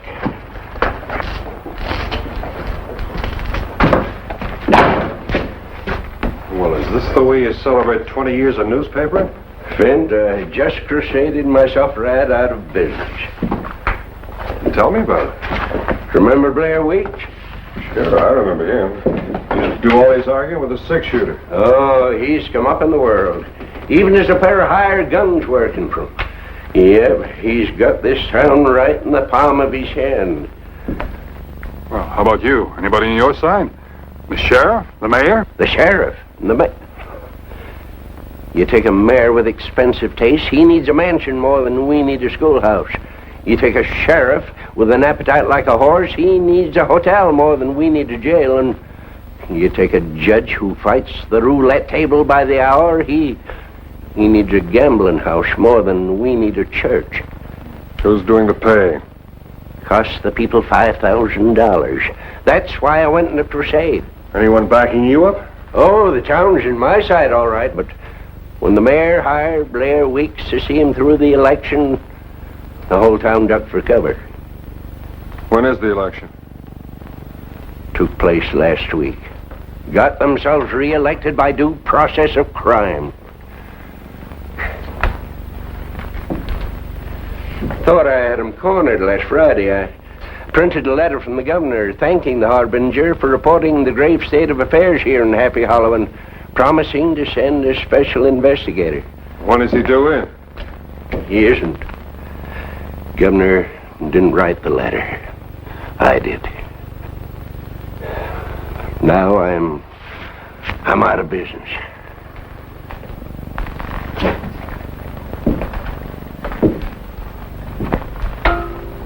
I helped you put old Horace Greeley together, you remember? Yeah, you was just a youngster. And I don't want to see it shut up. Any more than I want to see you shut up. Won't be easy, Vint. You used to tell me that nothing good ever comes easy, remember? Vint, I have a feeling we might hold that celebration after all. Let's get this place straightened up.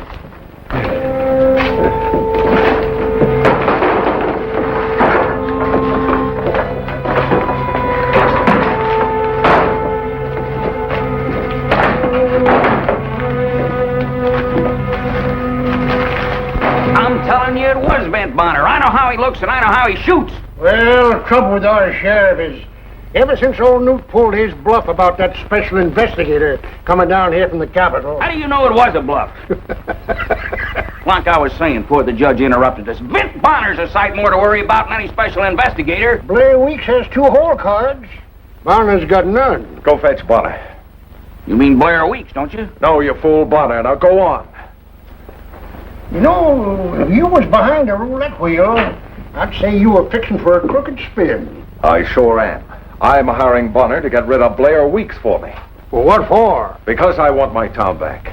Oh, so if Bonner does win out, he'll move right in like Blair did. That's where you're wrong. Bonner's got an itchy saddle. He can't stand to be tied down anywhere. Morning, gentlemen. Good morning, daughter. You're perspiring again. Now, has somebody been making you nervous? Oh, go upstairs. I'm expecting a visitor. A man? What did you think, a horse? I wouldn't be a bit surprised. Oh, I'm sorry, darling. I'm very upset. You'll have to stay out of his sight. You know, it might just as well be a horse, after all. The way old Newt accepted the mayor's invite for me, I knew he must have something up his sleeve. Trouble was, I didn't know what. Only thing I could do was kind of feel my way through the situation.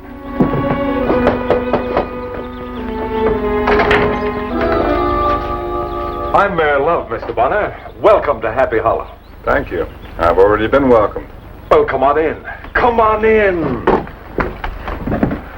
Oh, Judge Adams, I want you to meet Vint Bonner. Well, how are you? Hello, Judge. Has Newton told you about us? Oh, foul slander. Open and shut case or open and shut case. I heard about you boys up at the Capitol. How are things at the Capitol, Mr. Bonner?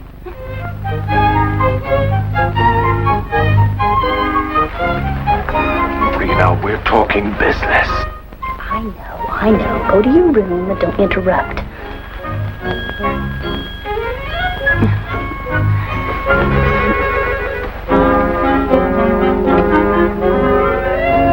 Well, getting back to old Newt.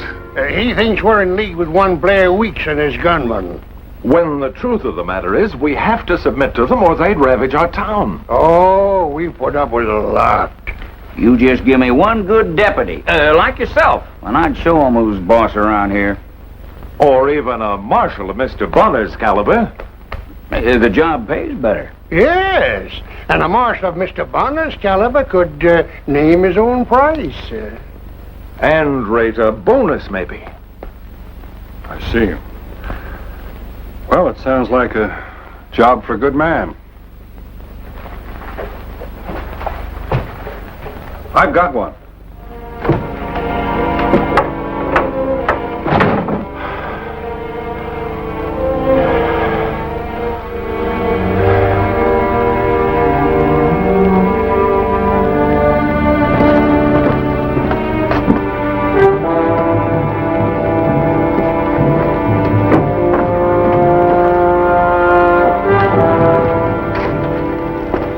Tell Blair it's got to look like a personal quarrel. I don't want Bonner's death traced to me. If only he'd have seen things our way. Yes, he seems so nice. Coming from the Capitol and all. Well, he isn't nice. The Capitol? That's why he went direct to Aldrich Newton. He's the special investigator. The special investigator? Well, I still think he's nice. He's come back. Rena, upstairs.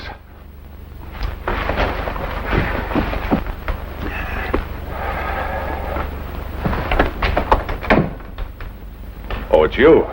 We thought you was Vint Bonner coming back. He's the special investigator. So that's what he was doing at the Harbinger, huh? We'll have to take care of him. But you killed Bonner, and the cavalry hit Happy Hollow like a swarm of locusts. That's right. Oh, will you stop digging our graves? We're a long way from being dead. What do you got in mind? My daughter. Serena? No, you don't. It's only temporary until we've got Bonner hooked. You, wouldn't have said the same thing about me? Now, look, you can't kill a special investigator and get away with it. And if we let him investigate, we're sunk. Rena's my only chance. Why not bribe him? Not until Rena softened him up. All right, we'll try it. Then here's the play. Now, first, you've got to make him think that he scared you out of town. Bonner? Yes. Then circle back here and hide in my cellar. Why? Well, because I want you near. You'll know what's going on. I'll buy it. But only until noon tomorrow. That's mighty short rope. 10 minutes after 12, and it'll be like the judge said. You wish the cavalry had come.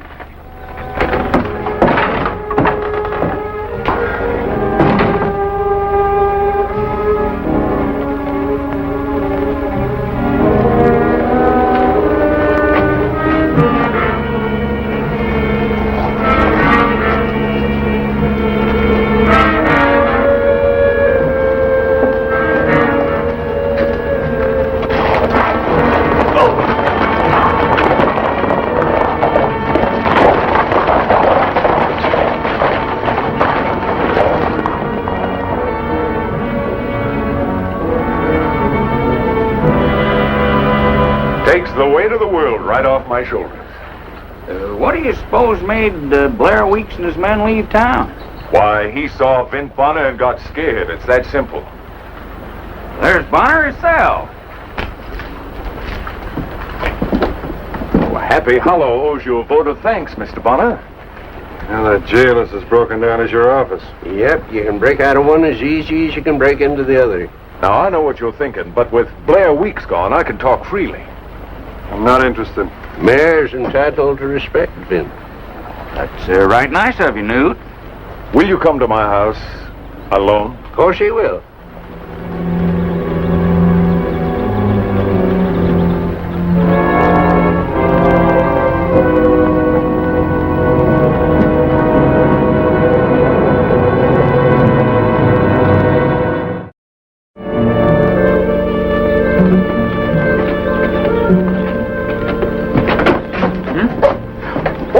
Mayor Love, Judge Adams wanted to see you. Oh, he did, eh? I'll be with you directly, Mr. Bonner. Now, you make yourself right at home.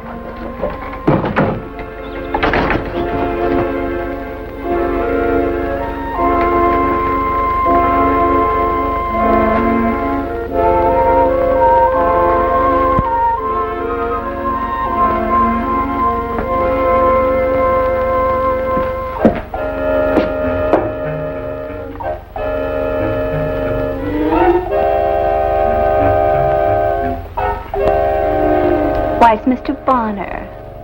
Hello. I'm Serena. Papa said I could be very friendly with you. Would you like to kiss my hand?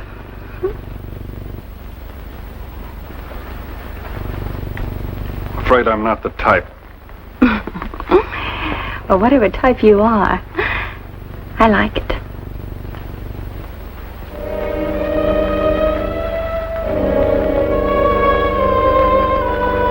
Don't you think I'm pretty? Yes, you're pretty. I think that all girls should be soft and nice. All over. Don't you? None of my ribs show.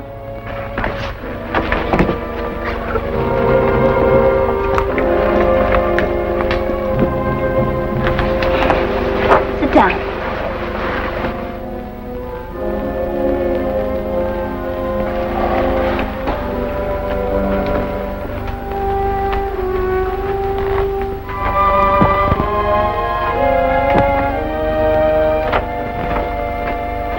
I'm going to be very honest with you. I don't like this town, and I'd like to get away, but, well, it's so difficult for a single girl and all. Well, while you're talking, let's be completely honest. I don't like the town either. But your father made it what it is. Why? And where do you fit in? Do you have any money? Money? No, I don't. Oh, that's too bad. But I suppose some men are like that. I mean, until they find the right girl. Why, maybe you're right. Well, you two getting acquainted, I see. Papa, Mr. Bonner hasn't a cent to his name. Look, Mayor, I'm going to be frank with you. You collected money for a new jail. We did. And a schoolhouse. Just what our town needs. And a church. Well, Blair Weeks absconded with the funds. That's right, every blasted cent. You say Mr. Bonner has no money? He just told me so himself. Now, gentlemen, did you ever hear of such a thing? A man of influence without money? Well, no. Well, do something about it. Oh, Rena, weren't you and Mr. Bonner going for a ride? Nobody said anything about it. He means he doesn't like me. But I think it might be a very nice idea. Oh, I think it would be a lovely idea. Now, don't you worry about hurrying back, dear. I know that you're in very good hands. Oh, I'm going to take you to the most beautiful, romantic spot you've ever seen.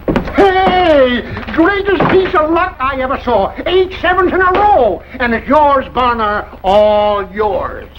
Are you loco? But I won it for you. 1,000 cash. $1,000? Yes. 1,000 measly dollars. I'll just double that for you.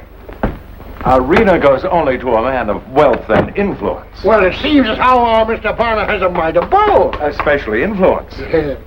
I see what you mean. That begins to seem possible. You might call it a problem. No. Don't even think such a thing. Shall we go, Serena?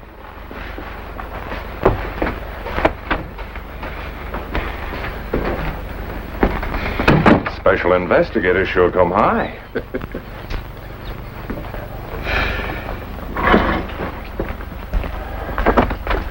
Blaine? It's working. That daughter of yours, she's got a heart like a weather vane. Now, you know as well as I do that she's doing this under orders.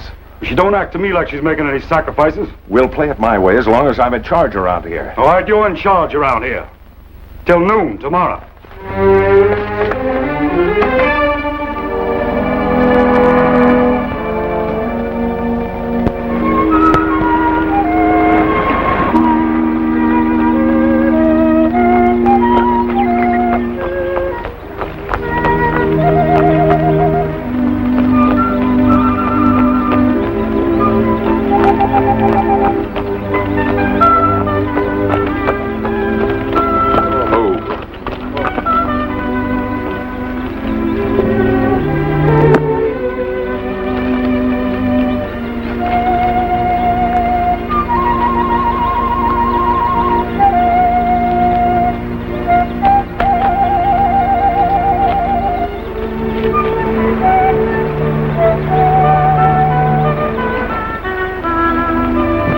Wait a minute.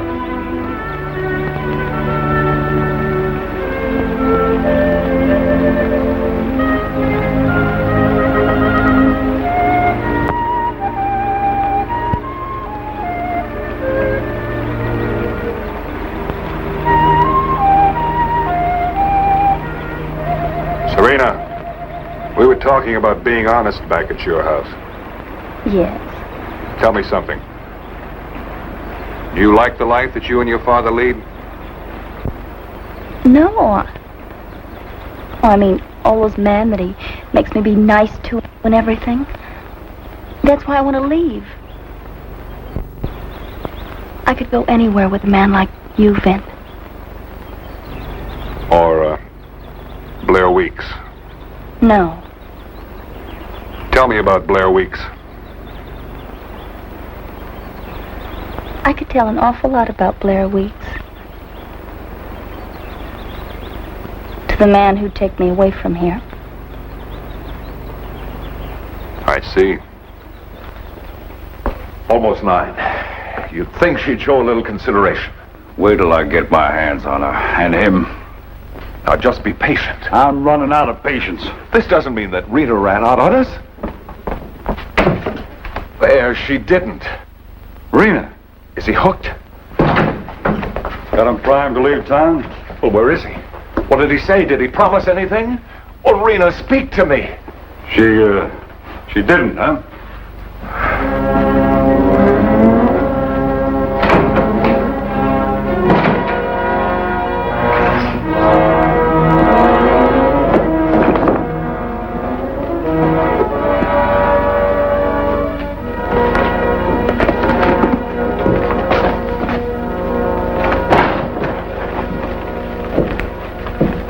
You acting a mite hasty, Newt?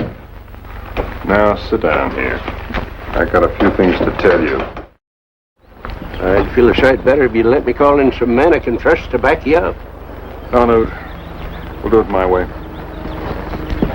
What kind of talk is that? You don't know where Bonner is. Look, you've got 1 hour and a half to get him out of town. I tell you, he'll be along directly. Now, it's all fixed. Rena and I are taking the noon stage to the Capitol. Bonner's got to come along.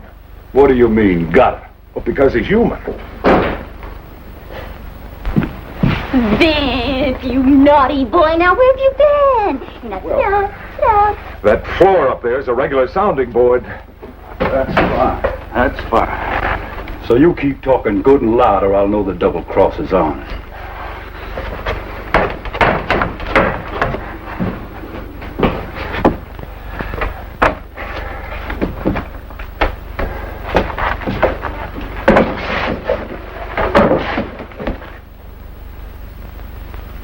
You're just about the shrewdest critter this side of Dodge. I am? Yes, sir. You made yourself a fortune overnight. And there it is.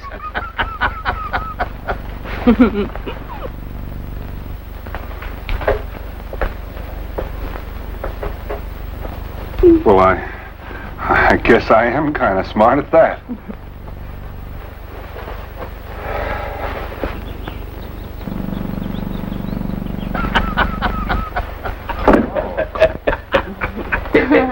Well, Vint, how are you? Well, as a matter of fact, I never felt better in my life. Me too. In fact, I feel so good that I'm going to join you two lovebirds on the noon stage. Oh, I'm afraid that'll be kind of impossible now. Oh, but Vince, you promised me last... No, you can't go back on your word. Now, dear, I'm not backing out on anything, but I've taken a look around your town, and Happy Hollow seems to me like a nice place to settle down in. Settle down? Here? You can't do that to us. But Vint, you're much too big for Happy Hollow. Oh, I can't go back to the capital, not with all this money. Well, then go somewhere else. Well, I like it here. Besides, it was big enough for Blair Weeks, it's big enough for me. And Rena's been telling me all about it. Rena. Well, I don't see what difference it makes. It's all in the family, anyway. No objections, I hope. I object. Me too.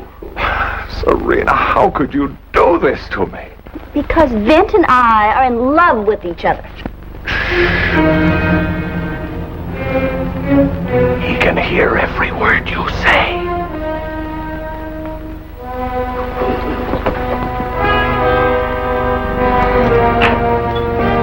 Get up. Get down there. Get over there. Get down. Down.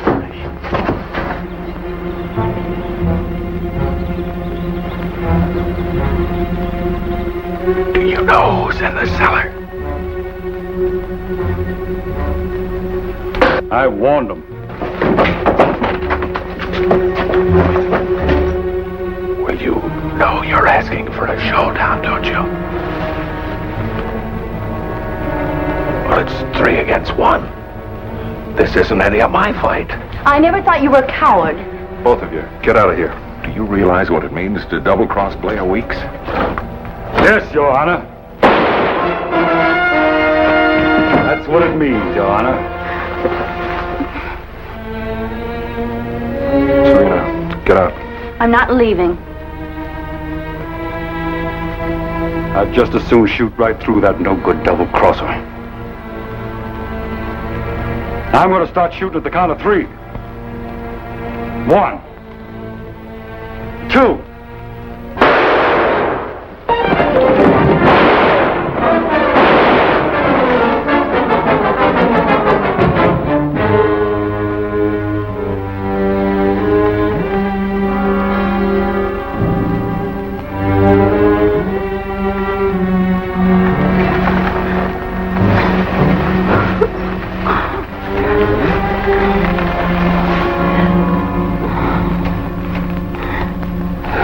The town is ours now, Vint. We don't have to share it with anybody else. It belongs to us. Town belongs to itself, to the people in it. Folks like yourself, your father, you're through. I could change. I'm sorry. I'm sorry about your father. I thought Blair'd come gunning for me. About your changing, you've got a whole lifetime to find out.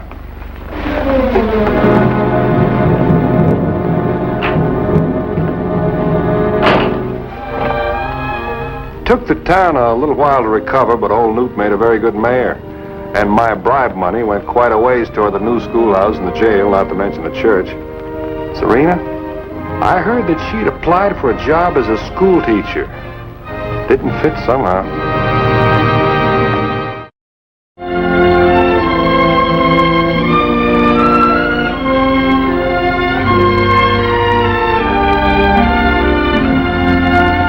One of my favorite people, Lemuel Shepard, M.D., patched up 2 big holes for me once. One of them a bullet hole in my right leg, and the other in my philosophy of life.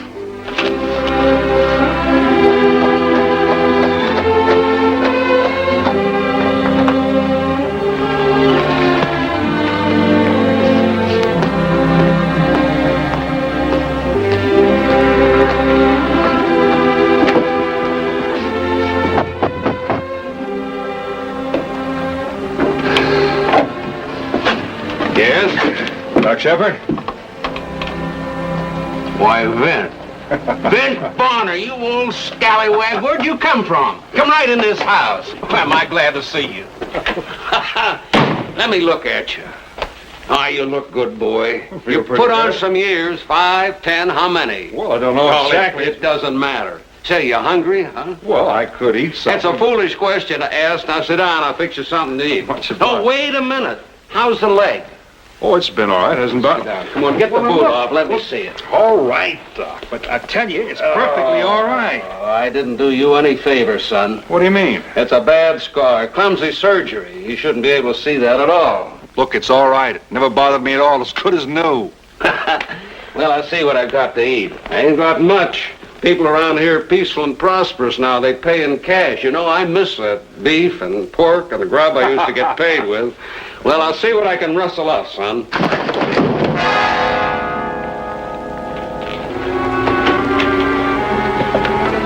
What is it?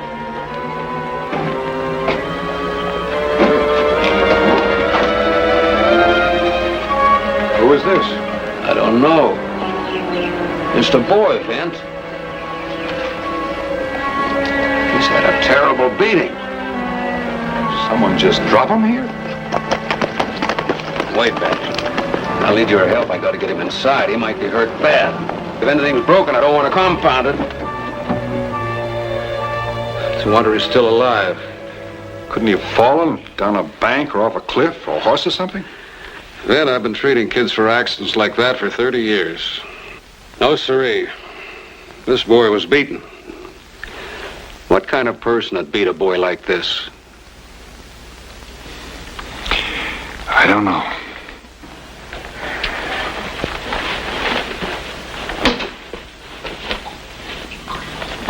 Hey, Doc, I found something. Looks like one of those skip rocks we used when we were kids. Got some names on it. What names? Mark and Luke. Mark and Luke? Where'd you get it? In his pants pocket. I wonder if one of these is his name. M.A. What's that mean? Could be Ma for mother. We better get the sheriff. This boy could be hurt bad internally. Where'd I most likely find him now? Check the saloon. If he isn't there, someone will know where he is.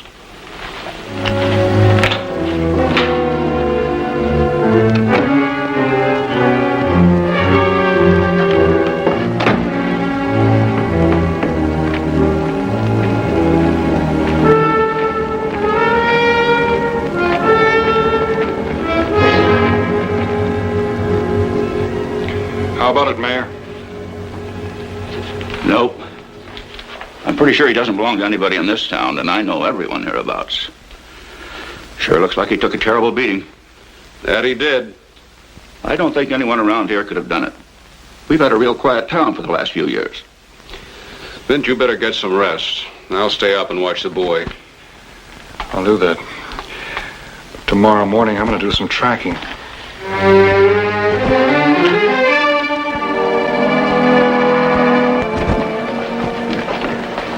Find out anything?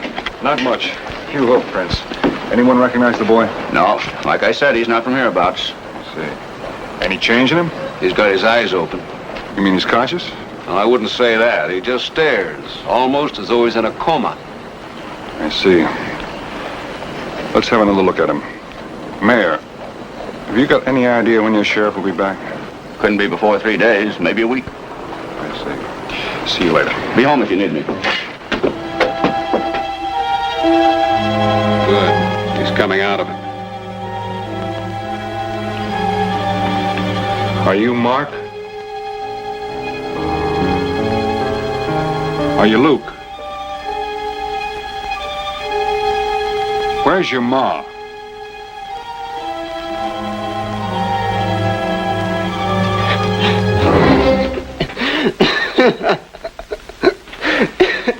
I wish we was all dead.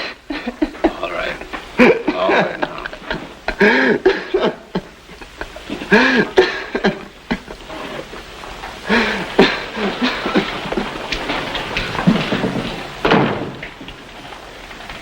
Poor kid. Well, I feel better about him now than I did. Is he going to be all right? I don't know. But I better get somebody to stay with him.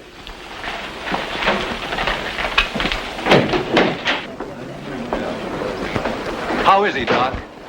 He's better. He'll be all right. Could he tell you anything? We didn't try to talk to him much, but we will. We'll find out. Frank, would you ride over to the Widow Crawford's ranch and ask her to come and sit with the boy for a spell? Yeah, and if any of the ranch folks come to town, send them over here. I want them to have a look at this youngster. I'm going downtown to talk to the mayor. Looks to me like this town needs a lawman. If I say my words just right, maybe he'll deputize me. I'd sure like to get my hands on the man that did this. If I don't get a nap, I won't be no hootin' good for anything. I'll see you later.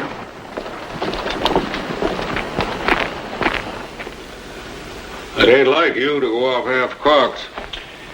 Look, Lem, I know I'm not the smartest man in the world, and this is probably none of my business. But every time I look at that boy in there, my stomach turns over. You haven't got any law around here, so I'm going to do something about it. I wouldn't sleep right if I didn't try. Yeah, but...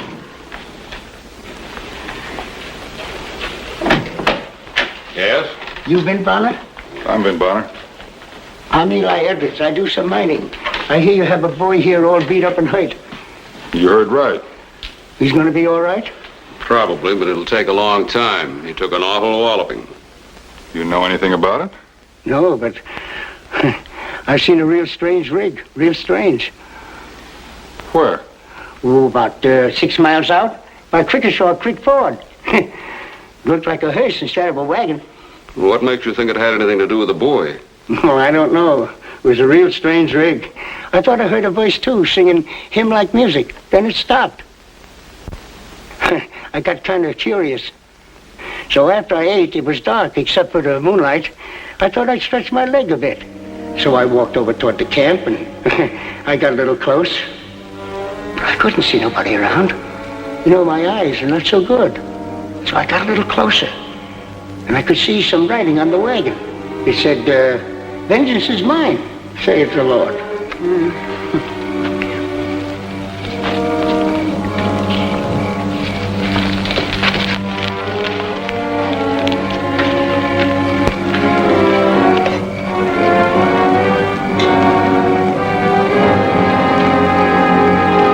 What are you doing here? Oh, I was just looking at your wagon. I was curious to see what you had written on it. You see, my eyes are not so good. You believe what it says? Huh? Yeah, I guess so. Of course, that vengeance business can be overdone, you know. You laughing at the word of the Lord? No. Wait a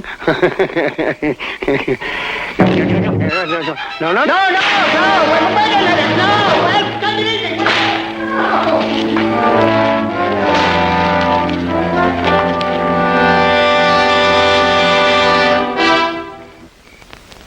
I got back to my camp as fast as I could. If he'd have hit me with that whip of his, he'd have cut me half in two. I don't mind telling you, I ain't never been so scared in all my life. He must have got out in the middle of the night. Of course, the next morning, I looked around. Did you see anything? Yes, I saw a grave. Fresh dug.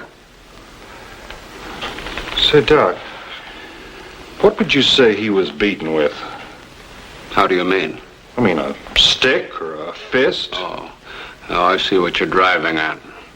I'd say it was something heavy, soft on the outside that wouldn't scratch or cut.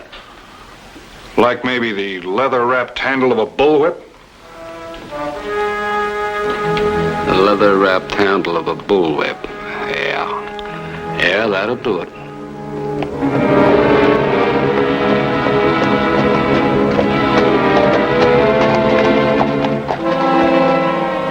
Should be around here someplace. The old miner said it was at the foot of some big rocks. Should be those over there, maybe. Hey, look to the left, under the trees. Come on.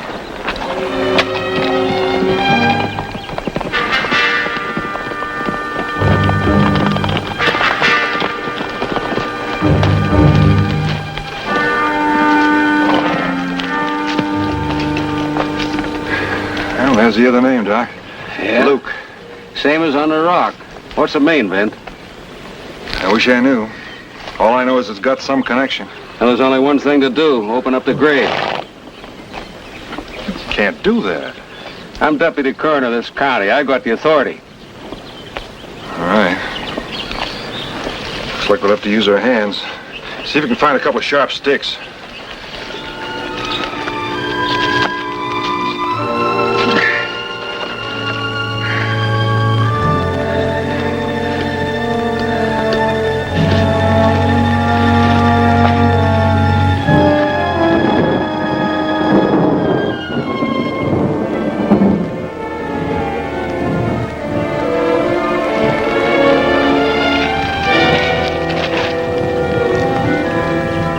That's all there is there.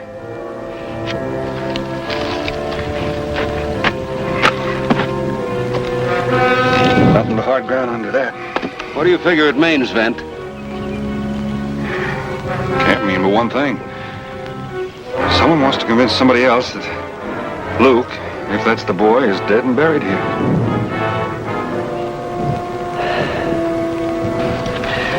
Wish I could go with you, Vent, but I better get back to that boy. Now, you be careful. I'll take care. The sheriff shows up, point him in this direction, will you? I'll leave some sort of sign. I'll do that. Now, goodbye, Vent.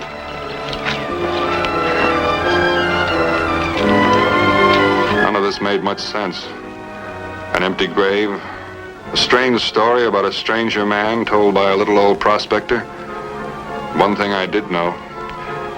The young boy had been beaten half to death. And I was going to find the man who'd done it.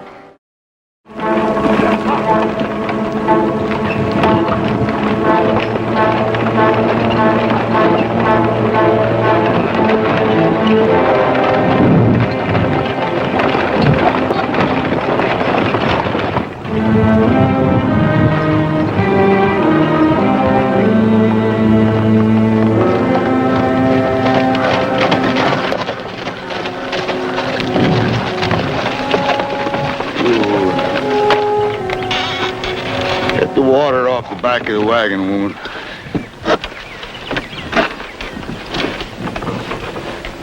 You, boy, tell me again how deep you buried him. About 3 or 4 feet, Pa. Just like I said. Still can't see what took you so long, or why you needed a horse. The ground was real hard, Pa. It was too heavy to carry far. And the Lord commanded Abraham to bring as a living sacrifice his own son.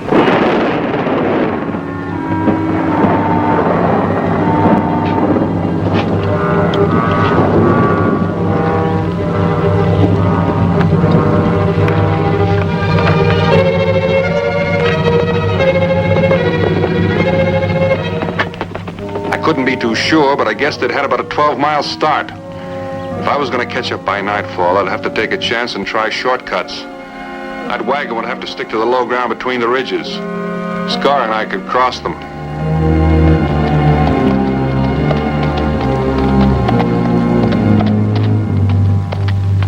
That had to be his camp. There wouldn't be anyone in this country except Indians, and they wouldn't be that careless with the smoke. From the distance, I guessed I'd make it just after nightfall.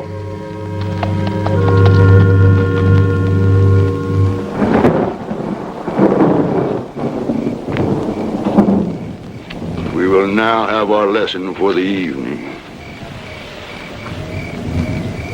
The Lord thy God is a jealous God. He shall put an enmity between thee and woman. He shall multiply thy sorrow. Cursed is the ground for his sake. In sorrow shalt thou eat of it all the days of thy life. God knows the wickedness of man, and that the thoughts of his heart are only evil. He will bruise thy head. I could have sworn I heard something that sounded like preaching.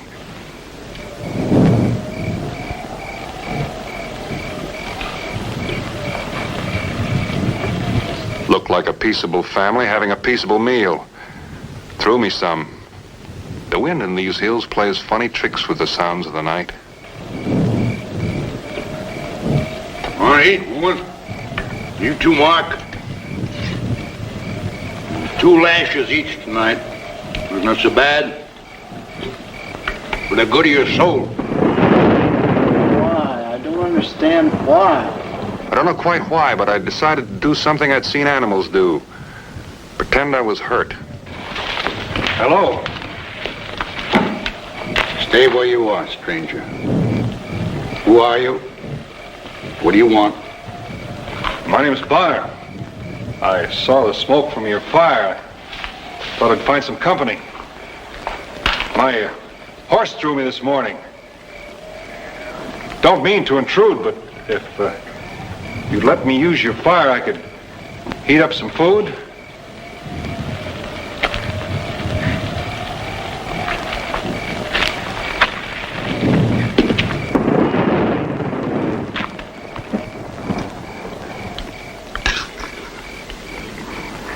I guess being on the trail alone for a few days gives a man funny fancies. I could have sworn I heard something that sounded like preaching when I was coming up the valley down there. That was my voice. I carry the word of God. Oh. Well, I'm not going out of my head anyway. Sure didn't figure to run into a preacher on the trail. I'm not a preacher.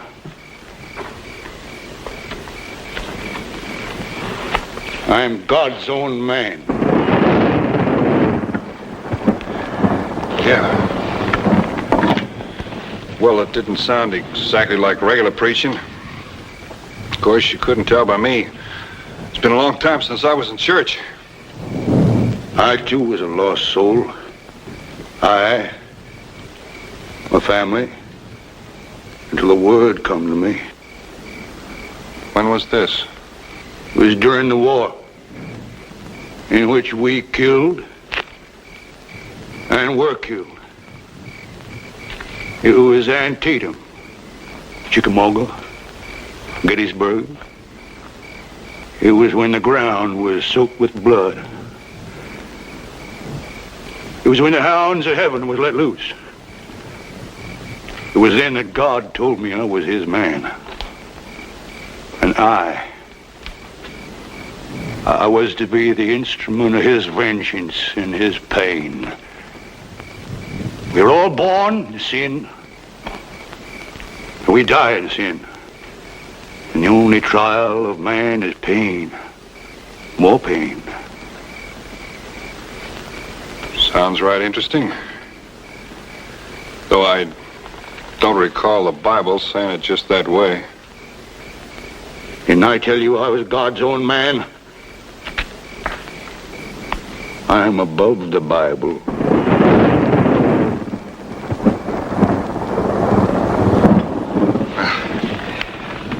I wondered if it'd be too much trouble if I'd bed down over here tonight. Maybe we could continue this talk tomorrow.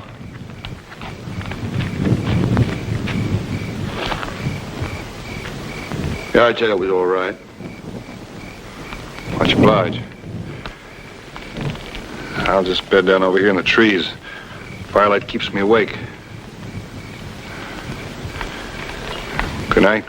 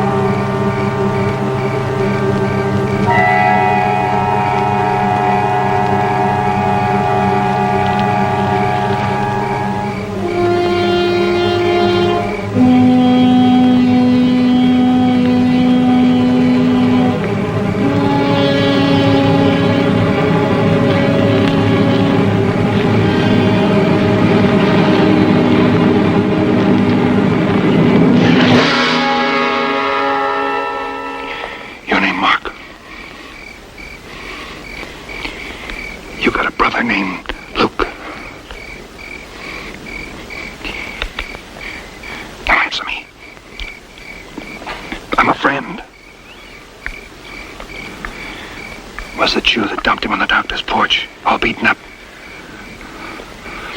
Answer me.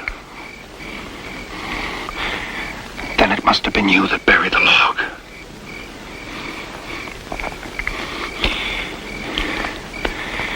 Would you and your mother like to get out of this? All right.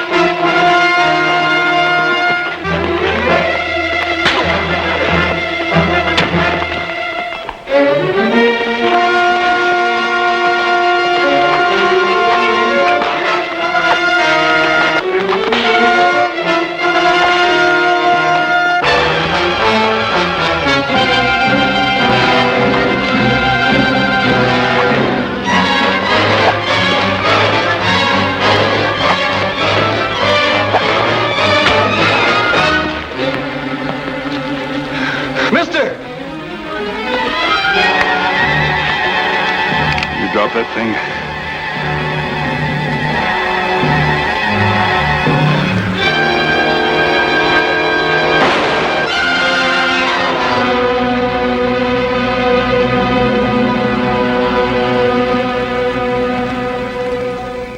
I am the Lord God Jehovah.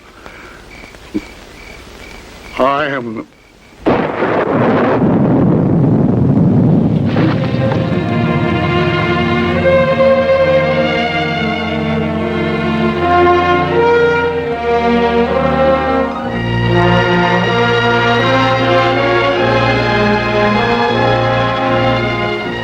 I've lived too close to nature all my life not to know that there's a divine spirit. And I've never seen in nature the cruelty and madness that sometimes comes out in man himself.